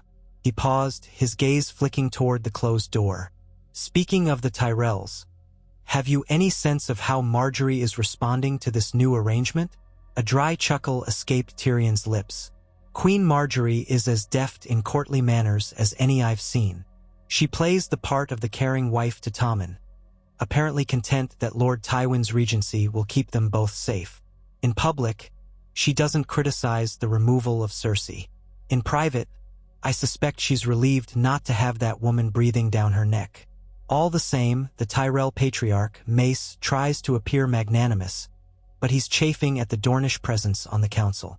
He fears that you or your brother might overshadow the Tyrell claim to influence." "Let him fear," Oberyn said, though he tempered his words. "We're not looking to supplant the Tyrells entirely, but they cannot expect to be the sole southern power at court. Dorne has been belittled for too long." "Indeed," Tyrion agreed, then leaned back against the stone wall. "We also have the matter of the faith to consider. The High Septon is making quiet noises about the moral state of the realm, another tack the Tyrells might use to gain favor if we're not careful." Oberyn's eyes narrowed. "Yes, I've heard the talk. These complaints about moral decay, the call for stricter adherence to the old laws. They want to restore the faith militant, if the rumors are true, which Tywin would never allow. Nor would I." Tyrion sighed. "I doubt Father wants another internal power base rising in the city. The faith is dangerous when roused, especially if the small folk rally behind them. We must handle them delicately." Oberyn rubbed his chin. Cersei's removal was performed with minimal bloodshed. That was a relief, but it also left many in the city uncertain. When the common people are uncertain, they flock to voices that promise certainty. Like the faith, we'll have to outmaneuver them, but one crisis at a time. First, the Iron Bank. After that, the Tyrell negotiations. We can keep the faith's demands at arm's length for now. Tyrion inclined his head in acknowledgement. I'll prepare the final version of the proposal for the Iron Bank. We can present it at the next council session. As for the Tyrells, perhaps a gesture of friendship, a betrothal, a trade concession, might soothe them. Your nieces and nephews in Dorne, are any of them of marriageable age? Oberyn raised a brow. Some are, but that is a matter for Prince Doran to decide. We'll see. One does not simply promise a Martell princess to a Tyrell lord without due courtesy to Sunspear. A ghost of a grin curved Tyrion's mouth. Of course, I wouldn't presume to speak for your house. Merely floating possibilities. They talked a while longer, shaping strategies for the realm's finances and alliances. Eventually, Oberyn rose, appetite stirring. Enough for now, he said, smoothing his doublet. I need food, and I suspect you do as well. Join me in the dining hall. Tyrion gave a shrug. Why not? An empty stomach saps my wits, and I prefer to walk alongside a Prince of Dorne these days rather than behind him, lest I get a spear in my back. Oberyn chuckled. Only those who murder Dornish royals get the pointy end of my spear, Lannister. They left the antechamber together, with Oberyn's guards trailing behind. Outside, the castle had begun to stir with the day's routine. Servants bustled about, carrying laundry or trays of bread. Courtiers scurried, eager to curry favor with the new order. And beneath the surface, the city still whispered about the Red Viper who had killed the Mountain and conspired with Tywin Lannister to depose Cersei. Some whispered in awe, others in fear. Oberyn felt all those eyes on him as he and Tyrion made their way to a smaller dining hall reserved for council members. A wave of hush fell when they stepped inside, but it was replaced by a hum of conversation as soon as the courtiers remembered their manners. Oberyn claimed a seat at a table near a window, and Tyrion settled across from him. A servant approached with a pitcher of cool water, and another brought bread, cheese, and olives on a wooden platter. As he picked at the fare, Oberyn watched the swirl of courtiers. They formed clusters of whispered talk, darting glances at the pair of them. Oberyn recognized a few notable faces, the Master of Coin's aides, some lesser lords from the Crownlands, a scribe who worked for Pycelle. All of them, Oberyn suspected, were trying to gauge the shifting alliances in a realm that had so abruptly changed hands. Amid that hush, Mace Tyrell entered, accompanied by Ser Garland Tyrell and a retinue of reachmen. Mace wore a sumptuous green doublet embroidered with golden roses, his girth giving him a stately presence that might have looked regal if not for the faint flush on his cheeks. He spotted Oberyn and Tyrion immediately, and for a moment, he hovered as though unsure whether to approach or avoid them. Finally, he lumbered over, mustering a broad smile. "My lords," Mace greeted them, voice hearty. "What a pleasant morning, is it not? The gods have blessed us with fine weather." He barely glanced at Tyrion, focusing on Oberyn. "Prince Oberyn, my father always spoke of Dorne's famed hospitality. I trust you find our city comfortable enough." Oberyn inclined his head, returning a polite smile. "As comfortable as one might in such a place of intrigues. And you, Lord Tyrell? I hope the Reach prospers. Dorne has endured your scorching summers. These capital summers are not so different." Mace gave a half-laugh. Yes, the heat. Well, Highgarden's gardens flourish under the sun. In fact, I was hoping to speak with you about a prospective arrangement. My dear Marjorie has expressed an interest in forging stronger bonds with our Dornish allies. He patted his belly, the sort of gesture that might suggest conviviality. "We might plan a visit to the Reach for you, to demonstrate our mutual goodwill." Tyrion set down a piece of bread, regarding Mace with a faintly amused expression. "A wise gesture, Lord Tyrell. The realm is best served when the great houses see each other as partners rather than rivals." Mace nodded vigorously, ignoring Tyrion's subtle jab. Exactly. Prince Oberyn, might I extend the invitation on behalf of my daughter and King Tommen? A royal progress to Highgarden with you as a special guest. Perhaps a formal feast with tournaments, music. We Tyrells do know how to entertain. He chuckled, though the forced note in his voice suggested he was fishing for Oberyn's reaction. Oberyn arched a brow, considering. A royal progress would remove Tommen from the capital at least temporarily, which might pose security risks. Then again, it could be an opportunity to demonstrate unity between House Martell and House Tyrell, bridging the old grievances. I shall take the idea under advisement, Oberyn said smoothly. Though we must consult the Hand Lord Tywin on the logistics, the king's safety remains paramount. Of course, Mace said, bowing. I simply wish to float the idea. I'll await word eagerly. He smiled once more, then withdrew with his men, leaving behind the aroma of lavender perfume and honey. Tyrion let out a soft snort once Mace was out of earshot. He's transparent, that one. A royal progress to Highgarden. I suspect it would revolve around demonstrating the Reach's wealth and generosity, all in the hope of overshadowing your new influence. Oberyn shrugged. He can parade his tapestries and fat harvests. It matters little. If it keeps him placated, it may be worthwhile. We have bigger concerns. He took another olive, chewing thoughtfully. Then he set it aside and rose from the table. I must speak with Lord Tywin before the council meeting. Tyrion, would you join me? They left the dining hall together, weaving through a cluster of servants who bobbed curtsies or bows. Oberyn's guards escorted them through a labyrinth of corridors until they reached the large double doors of the council chamber.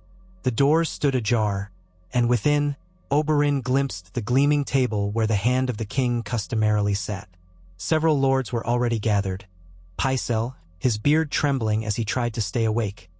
Kevan Lannister, Tywin's brother, calm and unreadable, and a few lesser counselors whose presence Tywin had deemed necessary for the day's discussions. Tywin himself was seated at the head, writing quickly on a piece of parchment. He looked up as Oberyn and Tyrion entered, waving them to their seats. Oberyn took his place on Tywin's left, Tyrion on his father's right. At a nod from Tywin, the doors were closed, and a hush fell. We have a full agenda, Tywin announced without ceremony. First, the Tyrell envoys will arrive this evening to finalize the new supply agreement for the city. Prince Oberyn, I would have you oversee these negotiations. My brother Kevan will stand with you. The Tyrells must feel reassured that we do not intend to sideline them, but we will not cede them every demand either. Oberyn inclined his head. As you will. I can handle Mace Tyrell with Ser Kevan's assistance. Tywin's eyes slid over to Tyrion. You will finalize the documents regarding the Iron Bank. Ensure the terms are moderate but firm. We cannot appear desperate, or they will demand outrageous concessions. If possible, speak to their envoy alone, before the formal audience. Understood, Tyrion said. Pycelle cleared his throat, leaning forward. If I may, my Lord Hand, there is another matter of pressing concern. The good folk of King's Landing have begun to clamor for an official explanation of the Queen Regent's confinement. Rumors swirl that she is being ill-treated. His heavy-lidded eyes flicked toward Oberyn in an accusatory manner. Some say the Dornish have forced her into captivity out of old grudges. Oberyn's lips thinned, but he held his tongue. Tywin rapped his knuckles on the table. Cersei is confined under my authority, Master Pycelle, not Prince Oberyn's. The official story remains that she is unfit to serve as regent due to rash decisions that endangered the king. That is the truth, and we will release a formal statement. Let any who object speak to me. Pycelle dipped his head, though the look in his eyes suggested he was not fully satisfied. Yes, my Lord Hand. Tywin continued. The next item, the faith. I have been informed the High Septon requests an audience, presumably to petition for increased privileges. A High Sparrow movement grows in the city, though it remains smaller than in the countryside. We cannot allow them to disrupt order. Kevan shifted in his seat, The Faith Militant was disbanded long ago. If the High Septon's faction rises, it could become more than a nuisance. Perhaps we should forestall the matter, remind them that the crown will not tolerate armed faith. Tywin nodded curtly. Agreed. They can have their prayers and blessings, but no militant orders. I will see the High Septon in a few days' time, after we settle more pressing matters. They spent another hour hashing out details. Everything from how much gold to allocate for repairing the city's harbor to which lords in the Crownlands needed personal attention to ensure loyalty. Oberyn spoke when necessary, more comfortable in his role than he would have believed. Every so often, a flicker of memory stole through him. Elaya's face, the fury he'd carried for so many years, and he reminded himself that all of this was the cost of vengeance. And not just vengeance, but a chance to steer the realm toward something less barbaric than it had been under Joffrey's cruelties and Cersei's excesses. When they finally adjourned, the sun was nearing its zenith. Servants hurried to clear away the debris. Empty cups, scraps of parchment, half-eaten platters. Tywin signaled Oberyn to walk with him. They left the council chamber, Kevan and Tyrion drifting off in other directions, until they reached a long corridor. The Hand's personal guards stood watch near every archway, a reminder of Tywin's unyielding authority. "You have proven adept at these negotiations," Tywin said without preamble. "I admit, when you arrived in the city, I expected more rashness. Instead, you have displayed a capacity for discipline. That is good, if we're to maintain this balance." Oberyn walked with hands clasped behind his back. "I do what I must. The realm is not stable enough to withstand any more chaos, not after the war and the events at the Purple Wedding." Tywin's nod was perfunctory. "Indeed, we must also keep a close watch on my daughter. She rages behind closed doors, but do not underestimate her cunning. If she finds a chink in our armor, she will exploit it." Oberyn's jaw tightened. "Cersei's hatred for me is personal. She may attempt to harm Ilaria or some of my men if she sees an opening." Tywin regarded him coolly. "I have placed guards loyal to me, men who know that their fortunes rise and fall with House Lannister's success, outside Cersei's rooms. She has no contact with the outside world except for a septa who attends her spiritual needs and the occasional short visit from Tommen. She will not be free to sow discord, but remain vigilant." They passed a row of windows overlooking the sea, sunlight flashing off distant waves. After a moment, Oberyn ventured, "Lord Tywin, do you ever think of it? The sack of King's Landing all those years ago. The day your men broke down the gates in the name of Robert Baratheon." Tywin's stride slowed minutely. "I do. It was war. War demands terrible actions. And I am aware that the Martells suffered grievously." He paused, glancing at Oberyn with a flicker of something akin to regret. "I have told you before that I gave no specific orders regarding Elaya's death. Had I known what Gregor would do, I might have reined him in." Oberyn's fists clenched briefly, then he eased them open. "I will never entirely believe you, but I have accepted that the only path forward lies through alliance, not endless vendetta. Elia is gone, the mountain is dead, and we have a realm to govern. Let that suffice for now." Tywin inclined his head, neither apologizing nor gloating. In the distance, bells tolled the noon hour, drawing them both from the heaviness of the moment. Tywin dismissed himself to attend another meeting, and Oberyn headed toward the royal apartments, intending to check on Tommen's progress with his tutors. The route took him past an ornate stretch of corridor, gilded sconces casting warm light on the floor. Suddenly, the door to a side chamber opened, and Jaime Lannister stepped out, nearly colliding with Oberyn. The Kingslayer blinked in surprise. His gilded hand caught a spark of reflection from a nearby torch. "Prince Oberyn," Jaime said, regaining composure. "My apologies." Oberyn lifted a hand to forestall him. "No harm done. You seem preoccupied, Ser Jaime." Jaime exhaled through his nose. "I was speaking to my sister. She's in quite a state. She wants to see Tommen more often, but the guards limit her visits. She blames you for her downfall more than she blames father." "I imagine she does. Oberyn said. She sought to have me killed in the trial by combat. I returned the favor, in a sense. Jaime's gaze flicked to the window. I won't pretend I'm pleased at her imprisonment, but I'd rather see her locked away than see further bloodshed. So I suppose I owe you some thanks for preventing a civil war within the Red Keep. Oberyn inclined his head. We do what we must. Noting how the lad's hair was rumpled. I came to see how you fare, your grace. I know these lessons must feel tedious at times. Tommen fiddled with the edge of a page. They are. Ser Pounce is much more fun to play with. But I know I have to learn. Grandfather says a king must be wise. He says... Tommen lowered his voice. He says I must not rely on mother so much. Oberyn felt a pang of sympathy. The boy was no monster like Joffrey had been, and clearly he loved his mother. Your mother is...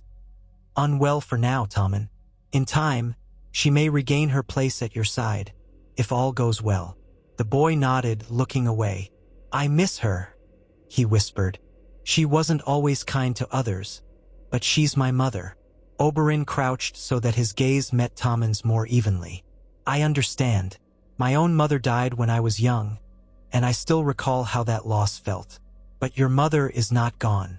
She's here, just placed aside so the realm can be secure. He reached out, gently clasping Tommen's small shoulder. In the meantime, you have your grandfather, and you have me and many others who want to see you become a good king. You are not alone. Tommen swallowed. I want to be a good king, he said softly. I don't want people to fear me. Then do your lessons, learn from those around you, and keep your heart open to compassion, Oberyn said with unexpected gentleness. Those are the qualities of a ruler worth following. Tommen nodded earnestly. Oberyn stood, a flicker of warmth in his chest. The boy was innocent, a far cry from Joffrey's cruelty. Perhaps that alone was reason enough to preserve his reign. An untested boy might grow into a decent king if guided rightly. He left Tommen to finish his studies and made his way back into the corridors. By now, the palace was fully awake, throngs of courtiers passing to and fro. Rumors drifted about that a contingent of Dornish reinforcements might soon arrive, that Marjorie Tyrell was planning a grand festival to celebrate Tommen's name day, that Cersei had tried to bribe her guards. Oberyn brushed them off. Rumors were the lifeblood of the Red Keep, and only half ever held a grain of truth. Yet one rumor he could not ignore reached his ears in the form of a breathless messenger while he crossed the Great Hall. The messenger, clad in simple livery, bowed deeply and spoke in a tremulous voice.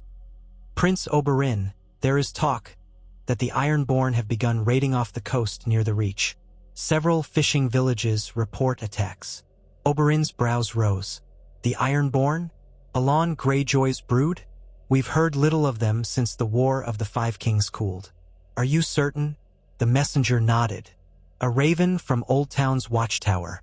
It says small raiding parties landed at night, carrying off supplies and burning ships. No major invasion, but it's enough to cause alarm. Oberyn cursed softly under his breath. The last thing the realm needed was renewed trouble from the Iron Islands. Thank you for bringing this to me. Find Lord Tywin's steward and ensure he receives this message at once. As the messenger hurried away, Oberyn pondered the significance. The Ironborn thrived on chaos. With King's Landing in the midst of a major power shift, they might see an opportunity. However small the raids, they threatened to destabilize the peace Tywin and Oberyn were struggling to maintain. He set off in search of Tywin. He found the hand in the Royal Solar, flanked by two knights while a scribe read from a ledger. Oberyn made a short bow, ignoring the disapproving look from the knights. My Lord Hand, I have troubling news about the Ironborn. Tywin waved away the scribe. Speak. Oberyn relayed the messenger's words. Tywin's face tightened, lips thinning. The Greyjoys are restless again. Though Balon Greyjoy is rumored to be in ill health, his daughter or brother might be stirring trouble. Have we any word of the Iron Fleet's movements? Nothing yet, Oberyn said, pacing before the desk. Only that small raiding parties have struck near Old Town. The Tyrells control that region, so they will be forced to respond. Tywin nodded. Then Mace Tyrell will be occupied defending his coastline. That could either be a hindrance, if he blames us for not intervening, or an opportunity to show solidarity if we offer assistance. The question is whether we can spare ships. Oberyn folded his arms. Dorne's fleet is not large, but we can send a token force to harry the Ironborn if they move further east along the coast. A show of unity might do much to solidify the alliance with the Tyrells. Tywin weighed the idea. Agreed. However, the Royal Navy has yet to fully recover from Blackwater Bay. We cannot dispatch a large fleet without weakening our hold here. I suggest we coordinate with the Tyrells, see if they can muster their own warships from the Shield Islands and Highgarden's forces. Then Dorne can supplement. Oberyn inclined his head. I'll speak with Mace tonight. We might need a written guarantee that our forces have the Tyrells' full cooperation at sea. I'd rather not see Dornish ships and Reach galleys firing on each other due to some ancient grudge. Tywin allowed a thin smile. You are learning, Prince Oberyn. A wise precaution. Draft a statement of alliance for naval cooperation. I will sign it, as will Mace Tyrell, and we can move forward. The conversation shifted to a host of other matters, but the Ironborn threat lingered in Oberyn's mind. He recalled the old tales of reaving ships appearing in the night, men with axes and drowned god chants. He had always considered them a nuisance best kept far from Dorne's deserts. Now, with Dorne so intimately involved in the capital, the nuisance had become his concern. In the later hours of the afternoon, Oberyn convened with Kevan Lannister to prepare for Mace Tyrell's arrival. They arranged a small but tasteful reception in one of the Red Keep's reception halls. Nothing too grand, as Oberyn didn't want to appear desperate for Tyrell approval. A few banners were hung side by side. The Golden Rose of House Tyrell, the Golden Lion of Lannister, and the Sun and Spear of Martell. Servants laid out wine, fruits, and sugared pastries. Candles glimmered in sconces, casting soft light over polished marble floors. When Mace Tyrell entered just before sunset, trailed by Ser Garland and a flock of lesser Reach lords, Oberyn greeted them politely. Kevan hovered nearby, offering a calm presence. The tension in the room was subtle but palpable. The Tyrell party knew they faced a new power dynamic in King's Landing. A regency run by Tywin Lannister, but influenced by Prince Oberyn.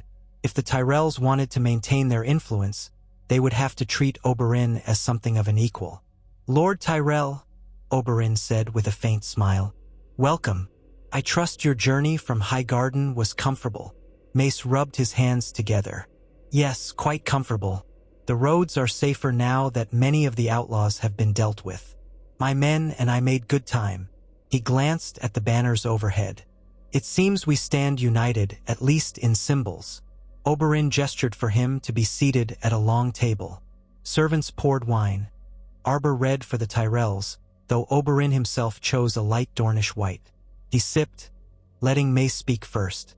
My Lord Prince, news reached me of raids near Old Town. We are assembling our forces to deal with them. The Shield Islands, too, stand ready. I'd like to know if we can count on the Crown's help, both Lannister and Martell. This is an outrage, an insult to the realm's stability. Oberyn nodded. Indeed, Lord Tywin and I have discussed offering a joint naval force, a portion from Dorne, a portion from the Royal Fleet, to support your ships. In return, we would like formal recognition of Dorne's role in protecting the southern coasts, and an agreement to share resources if the Ironborn strike further east. Mace's brow furrowed. We welcome any aid against those sea reavers, but I must ensure the Tyrell name remains foremost in the Reach.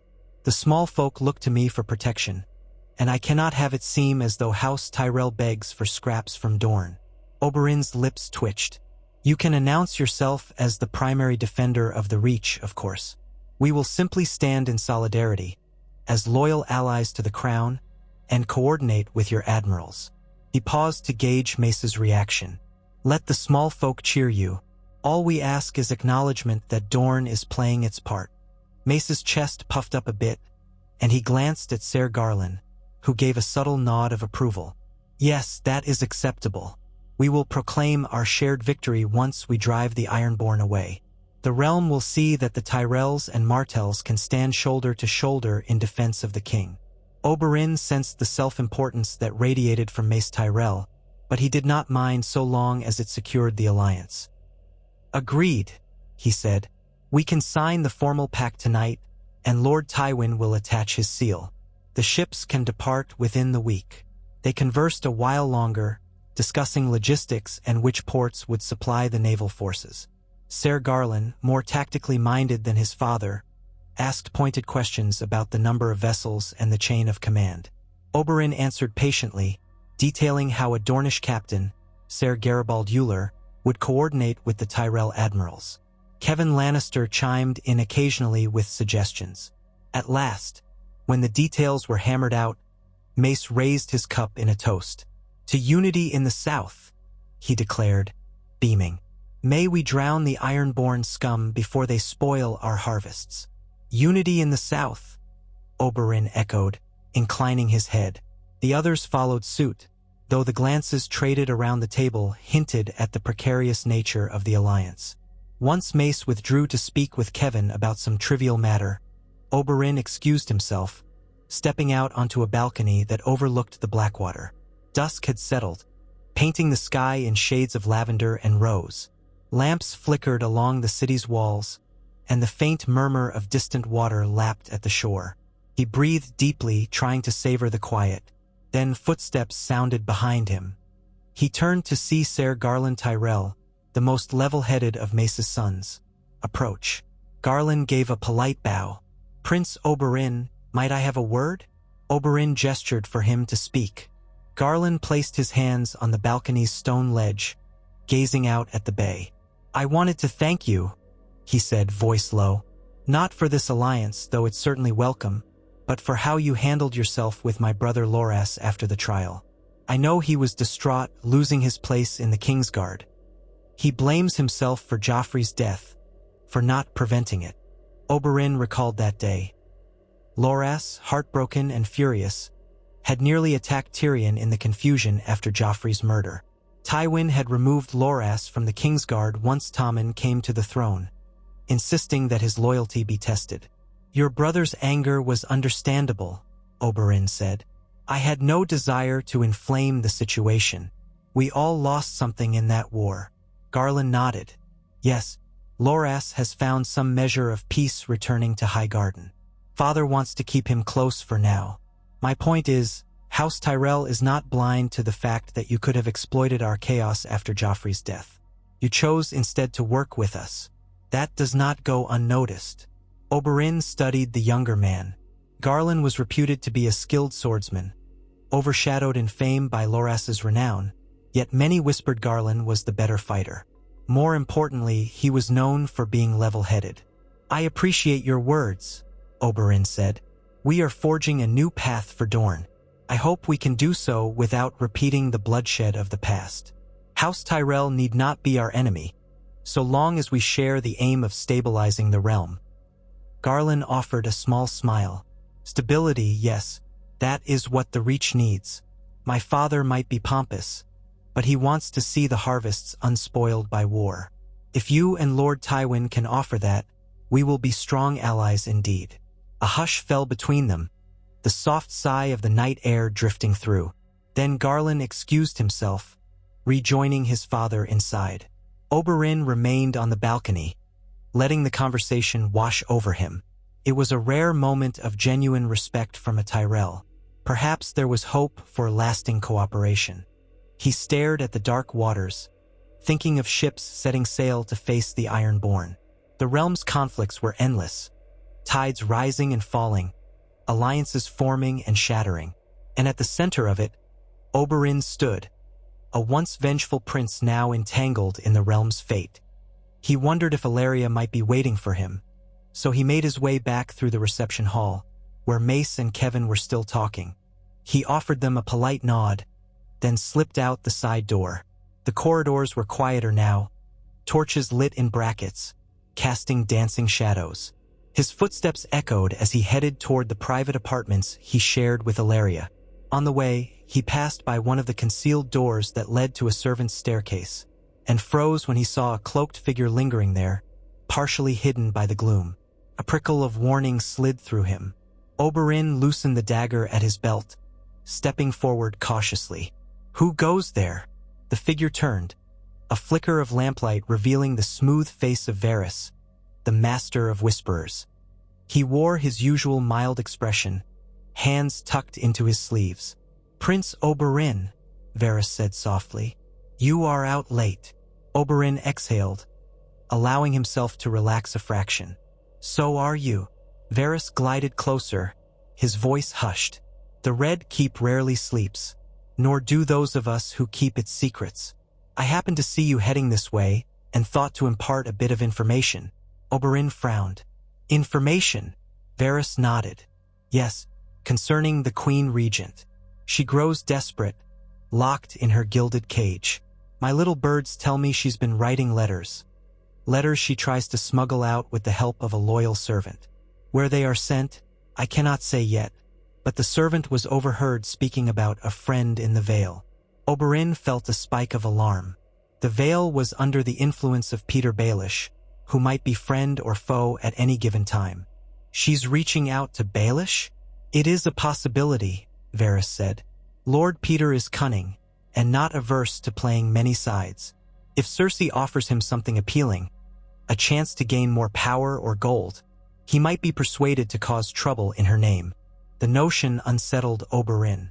Baelish was a man who thrived on chaos, weaving plots like a spider. "Why bring this to me, not Tywin?" Varys's placid features never shifted. "I will inform Lord Tywin as well, of course, but your presence in the capital's new order is delicate. If Cersei maneuvers an alliance with Baelish, it might undermine your influence first, for you are more vulnerable than Tywin in certain ways. You have fewer entrenched allies here." Oberyn's lips pressed together. "I appreciate the warning. I'll see that the servant is caught. If these letters exist, I want them in my hands." Varys dipped his head.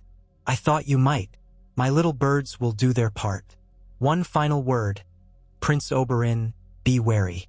Cersei has lost nearly all direct power, but a caged lioness is often the most dangerous. She has nothing left to lose but her pride, and that pride is formidable." With that, Varys bowed and slipped away into the shadows, leaving Oberyn with a churn of thoughts.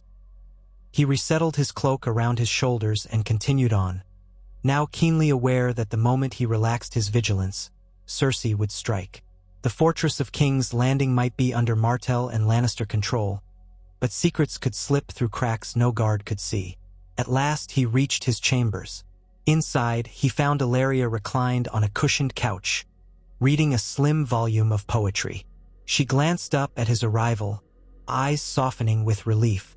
"You look troubled, my prince." He forced a smile, tossing his cloak on a nearby chair. "Perhaps just tired. But yes, there's more to it. Word that Cersei is sending letters in secret, possibly to the Vale or to some unknown ally." Ellaria marked her place in the book, setting it aside. "I do not doubt she would try anything to regain her power. What can she promise Baelish, though? He's already Lord Protector of the Vale, or so I've heard. He might covet Harrenhal, but that's hardly worth crossing Tywin Lannister, unless he sees a greater advantage." Oberyn sat beside her, leaning his head against the couch's back. "One never knows with Baelish. He spins illusions. If Cersei offers enough gold or a strategic marriage, say to a noble in the Vale who would seal his hold on that region, he might take the risk. And if that sets chaos loose in King's Landing, he profits." Ellaria smoothed the collar of his doublet. "Do you regret not forcing Tywin to simply exile her or confine her in the Black Cells?" Oberyn considered that.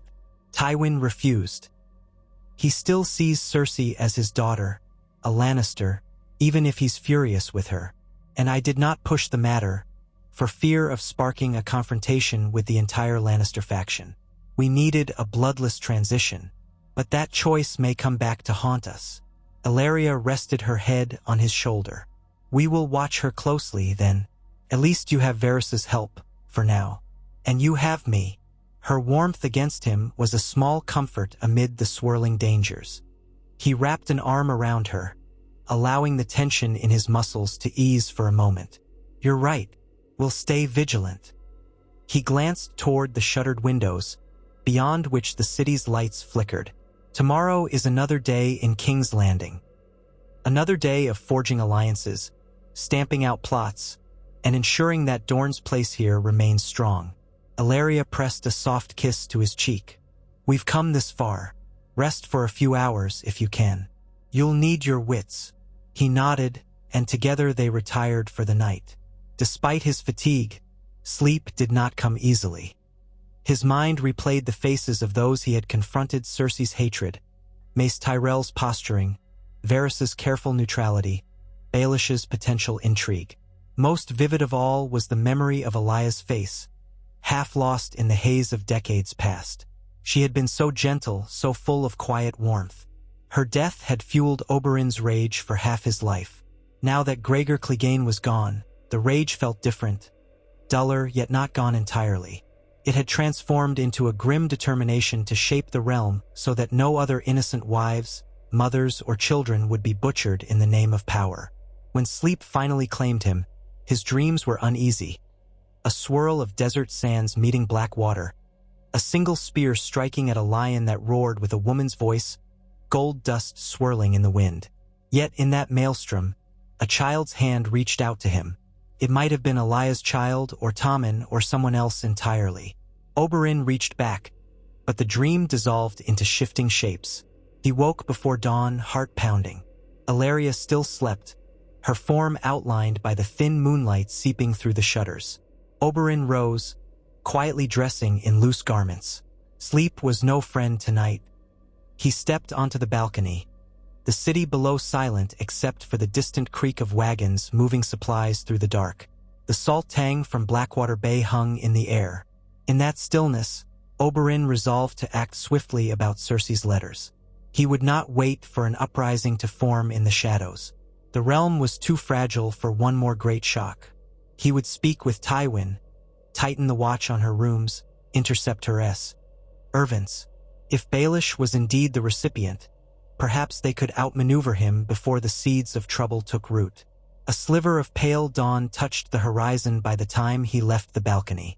He kissed Ellaria's brow and slipped from the room, quietly summoning a handful of his trusted Dornish guards.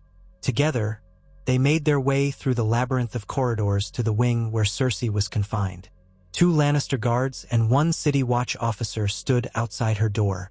They snapped to attention at Oberyn's approach. "Prince Oberyn," one guard said, brow furrowing. "You come early." "I do," Oberyn replied. "I would speak with the Queen Regent's serving staff." "Send them out." The guards exchanged uncertain looks. "We haven't seen any staff yet this morning, my prince. The Septa is inside, likely preparing her breakfast." "Shall we knock?" "Yes."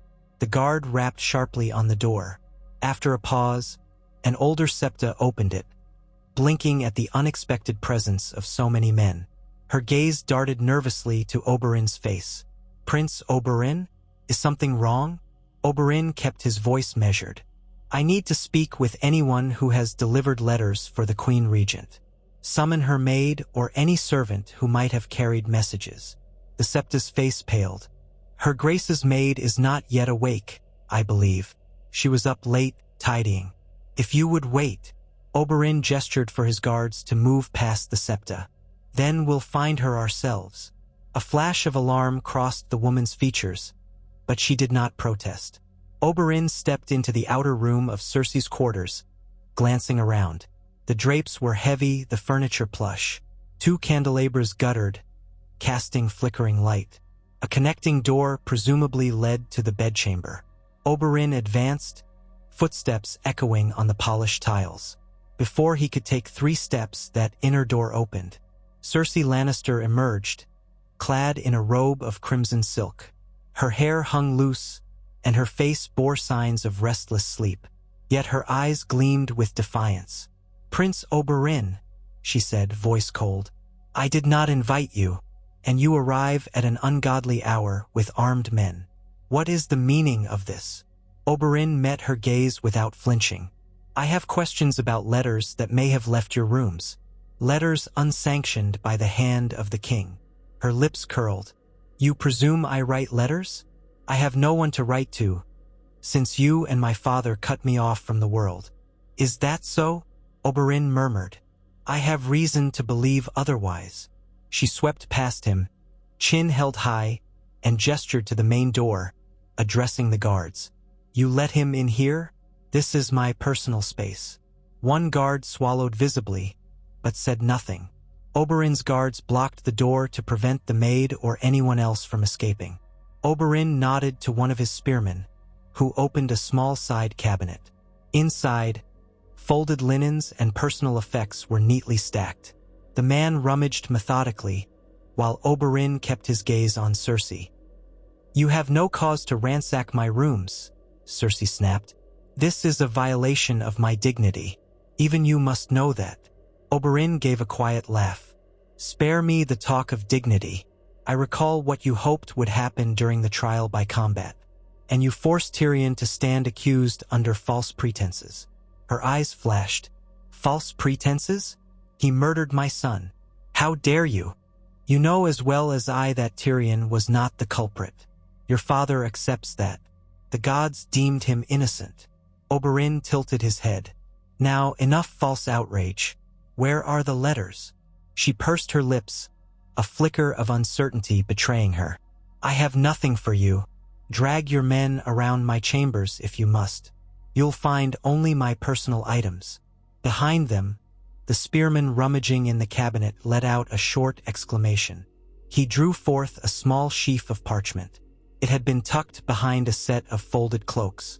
Oberyn stepped over, taking the papers from the guard's hand. Cersei lunged, but another guard intercepted her, blocking her way. Oberyn scanned the topmost page, and his pulse quickened. The salutation was Lord Baelish, followed by flowery appeals for assistance, veiled references to Tommen's guardianship, and a promise of future favors should Baelish help secure her freedom. He looked up at Cersei. Caught in a lie, he said softly. So this is how you pass your time. Writing pleas to Peter Baelish. She tried to gather her composure. You have no right. I have every right, as one who helped remove you from power, Oberyn retorted. And I see here that you offered him gold, positions at court, even a potential betrothal for sweet Robin of the Vale, if Baelish would contrive some means to restore you as Tommen's sole regent. Cersei's face twisted with rage. Tommen is my son. I will not stand by while you and my father keep him from me. Oberyn weighed the letter in his hand. You would invite Baelish to plunge the city into chaos again, all for your pride. You claim motherly devotion, but all I see is your thirst for power. She laughed, a cold, bitter sound. Don't pretend moral superiority, Martell. You came here thirsty for vengeance, an aim hardly more noble. You took my father's favor so you could kill Gregor Clegane and worm your way onto the council. At least I do not hide what I am. He regarded her with a grin set to his jaw. What you are is a prisoner of your own arrogance. You could have remained quietly in your chambers, content with visits from Tommen, but you press your luck. She tried to snatch the parchment from his hand, but he stepped back. Give me that. Ser Luther, Oberyn called to a city watch officer standing near the door. Take these letters to Lord Tywin immediately. Tell him they were discovered here. The Queen Regent has violated her confinement by attempting to conspire with outside forces. Cersei hissed. He's my father. He won't harm me. He will see that you are the intruder here. Oberyn's mouth curved in a humorless smile. We shall see. Until then, you are restricted to these rooms with no contact whatsoever beyond your septa. I will double the guard to ensure you remain comfortable. She glared, trembling with rage, but said nothing further. Oberyn motioned his men to stand down. He turned and walked toward the door. As he left, he heard Cersei's ragged breathing behind him, saw her fists clench at her sides. She was a caged lioness indeed, lashing out blindly. In the corridor, Oberyn handed the bundle of letters to Ser Luther. Bring these to Lord Tywin with all speed. Make no copies, show no one else. Ser Luther bowed. Yes, my prince. He hurried off, footsteps echoing. Oberyn lingered a moment, gazing at the heavy door to Cersei's quarters. What next? If Tywin was wise, he would allow no further illusions of leniency. Cersei might well find herself in a more secure cell if she continued these machinations. Oberyn took a steadying breath, then turned on his heel, heading away with his guards. As he walked, he considered how best to contain any damage from the letters. If Baelish had already received one, he might be planning to move. Still, at least they had prevented further communication. It was a small victory, one that might avert a greater catastrophe. The day continued in a flurry of action. Tywin reacted much as Oberyn expected. He was furious yet managed to keep his composure in public. He ordered a full search of the Queen Regent's rooms and confiscated every scrap of paper. He stationed additional Lannister guards at her door and instructed the City Watch to question Cersei's maid under the watchful eye of a stern Lannister knight. The official line was that Cersei was experiencing a nervous condition and required strict isolation for her own good. Behind closed doors, Tywin confided to Oberyn that he wished it had not come to this, but he could no longer afford to indulge her. Meanwhile, Tyrion, upon hearing of Cersei's mischief, merely said, "I pity the poor fool who reads her letters. It's like clutching a viper to one's chest. No offense to you, Prince Oberyn." Oberyn only smirked in reply. The next few days brought fresh challenges. Rumors about the Ironborn raids grew worse, with some reports claiming the Reavers had sacked several minor ports, carrying off livestock and valuables. The Tyrell fleet, bolstered by a handful of Royal and Dornish ships, began patrolling the waters off the Reach, but it would take time to corner the marauders. Every day, new pleas for assistance arrived at King's Landing by Raven, and Oberyn labored alongside Tywin to dispatch the necessary supplies and men. Marjorie Tyrell remained in the capital, looking after Tommen, who seemed calmer under her gentle influence. Oberyn occasionally watched them from a distance, a queen in her prime, smiling with practiced warmth, and a boy king who clung to her hand. He wondered if that bond might steady Tommen's moral compass as he aged, or if the trappings of power would eventually corrupt him. Still, it was an improvement from Joffrey's reign. While Oberyn struggled with the complexities of governance, a raven arrived from Dorne, bearing word from Prince Doran. Reading his brother's elegant, measured script, Oberyn felt a surge of both relief and unease. Doran congratulated him on seizing the moment in King's Landing without plunging the city into chaos. Yet he cautioned that House Martell was still surrounded by old enemies.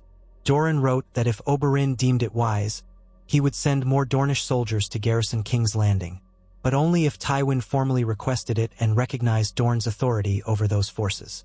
Oberyn discussed the letter with Ellaria one evening as they shared a quiet meal in their chambers. "My brother is always cautious," Oberyn said, setting the parchment aside. "He wishes to ensure we do not overextend ourselves. If we bring in too many Dornish troops, the Tyrells might feel threatened, and even Tywin might bristle at seeing the Red keep fill with spear-wielding Southerners. Yet, with the Ironborn stirring, and Cersei scheming, perhaps an increased Dornish presence could help." Ellaria sipped from a cup of wine, her dark eyes thoughtful. "It's a delicate balance. Already, many lords grumble that you hold too much power here. But if you leave the city lacking enough Dornish support, Cersei's loyalists or other forces might rise against you. You cannot rely on Tywin alone." Oberyn's mouth tightened. "True. Perhaps I will float the idea to Tywin, an offer of a small additional force, enough to serve as my personal guard, not so large as to provoke accusations of conquest. He might accept, provided they swear loyalty to the crown. That would free some Lannister men to guard the coasts or deal with other threats." Ellaria ran a finger along the rim of her wine cup. "And so the pieces shift again. This realm is like a many-headed beast, each head snapping at the other." She let out a soft sigh. "At least you have accomplished one thing you set out to do. The mountain is gone, and Dorne is more prominent than it has been in a century." He leaned over, pressing a gentle kiss to her forehead. "You remind me why I fight so hard, for Elia's memory, for Dorne's standing, and for you. I only hope we're not devoured by the beast we're trying to tame." She touched his cheek, a comforting gesture. "You will not be devoured. You are the Red Viper, but keep your eyes open. The city is thick with shadows, and not all are cast by Cersei." He nodded soberly, finishing his meal in thoughtful silence. Outside, the city was a tapestry of flickering lights, 1,000 hidden dramas playing out in the winding streets. Varys's whispers, Baelish's unknown designs, the Faith's rising discontent. Any one of these could spark a conflagration if not managed well. When morning came, Oberyn rose to attend another small council session. Tyrion gave his report on the negotiations with the Iron Bank. They had agreed to partial repayments staggered over several years, less punitive than feared. Tywin nodded approval, then turned to the subject of trade tariffs, with Pycelle droning on about fair valuations. Oberyn found his thoughts drifting to more immediate perils: Cersei's letters, the Ironborn, the potential moves from the Vale. Yet he had to keep up the appearance of active participation, so he asked pointed questions about how the Crown's new tariffs might affect Dorne's export of citrus and wines. In the midst of all this administrative talk, a page arrived, breathless, bearing a letter marked with the moon and falcon sigil of House Arryn. He handed it to Tywin, who broke the seal and read swiftly. Oberyn watched the older man's mouth harden into a line. Tywin set the letter down, face betraying little. "The Lords Declarant in the Vale have challenged Peter Baelish's authority," Tywin announced to the council. "But he seems to have placated them for the time being. He remains Lord Protector of the Vale in Robert Arryn's name. However, this letter suggests that Lord Baelish intends to bring the boy to the gates of the moon for a change of residence. That is interesting." Tyrion tapped the table. "Does it say anything about Baelish's stance toward the crown? Or, more specifically, about any communication from Cersei?" Tywin shook his head. "No direct mention, but the fact that Baelish feels secure enough to relocate Robert Arryn might imply he's not actively planning a revolt. Or perhaps he is, and he hopes to shield the boy from the conflict. With Baelish, it's impossible to be certain." Oberyn glanced at Tywin. "We must remain on guard. If he remains silent, that may be more dangerous than open hostility." Tywin agreed with a curt nod. "Indeed, I will dispatch a raven to Baelish, inquiring about his plans, extending an invitation for him to visit King's Landing at Tommen's convenience. We shall see if he dares refuse." The business concluded soon after, leaving Oberyn to wonder if they had merely delayed Baelish's inevitable scheming. He parted ways with Tyrion in the corridor outside the council chamber. As he walked, he noticed Jaime Lannister standing at a window, staring out at the city.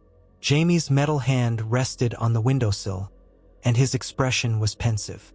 Oberyn nearly passed him by, but something in Jaime's posture made him pause.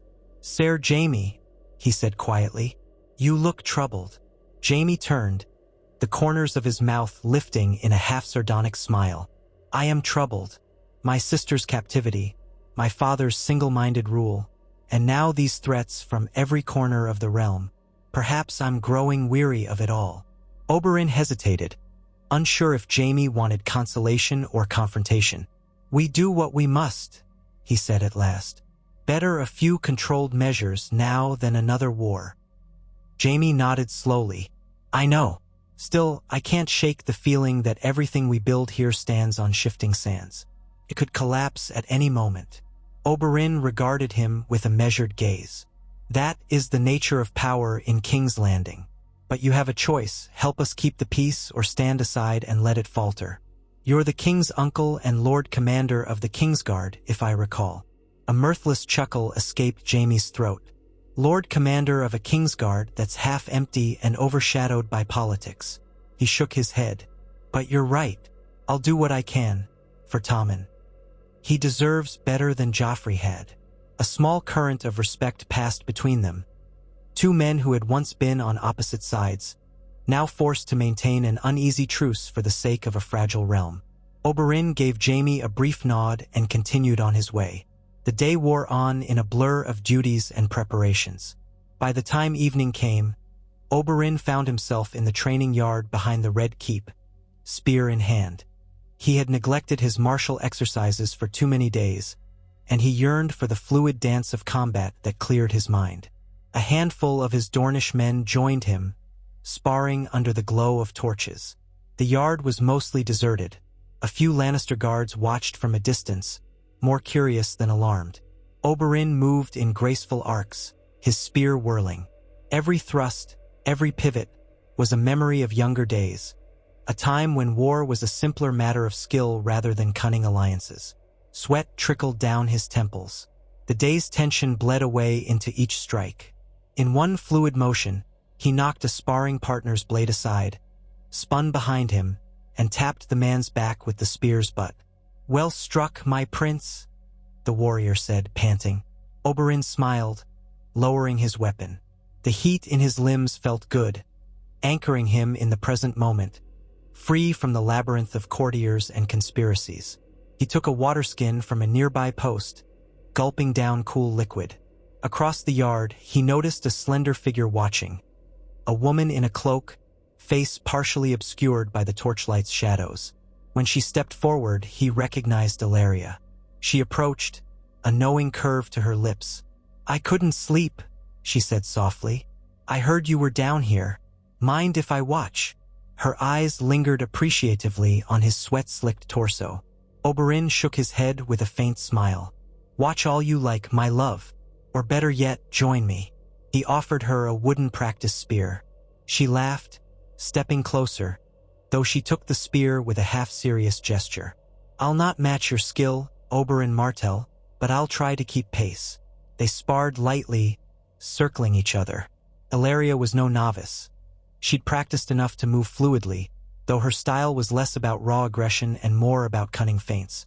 The torchlight glinted on their weapons as they exchanged a flurry of strikes. Eventually, Ellaria's foot slipped on a patch of gravel, and she let out a startled gasp as Oberyn darted in. Instead of scoring a hit, he wrapped an arm around her waist and gently disarmed her with the spear. Breathing heavily, she leaned against him. "You've still got the serpent's speed," she murmured. He lowered his head to hers. "And you have the spirit of a tigress." Their lips met in a brief, heated kiss. Around them, a few Dornish guards pretended not to notice, focusing studiously on their own sparring. After a moment, Oberyn drew back, heart pounding from more than just the exercise. "Would that all challenges could be settled in the yard like this," he said, voice wistful. "Then again, we might lose half the court in the first match." She chuckled, hooking an arm through his. "A pity indeed.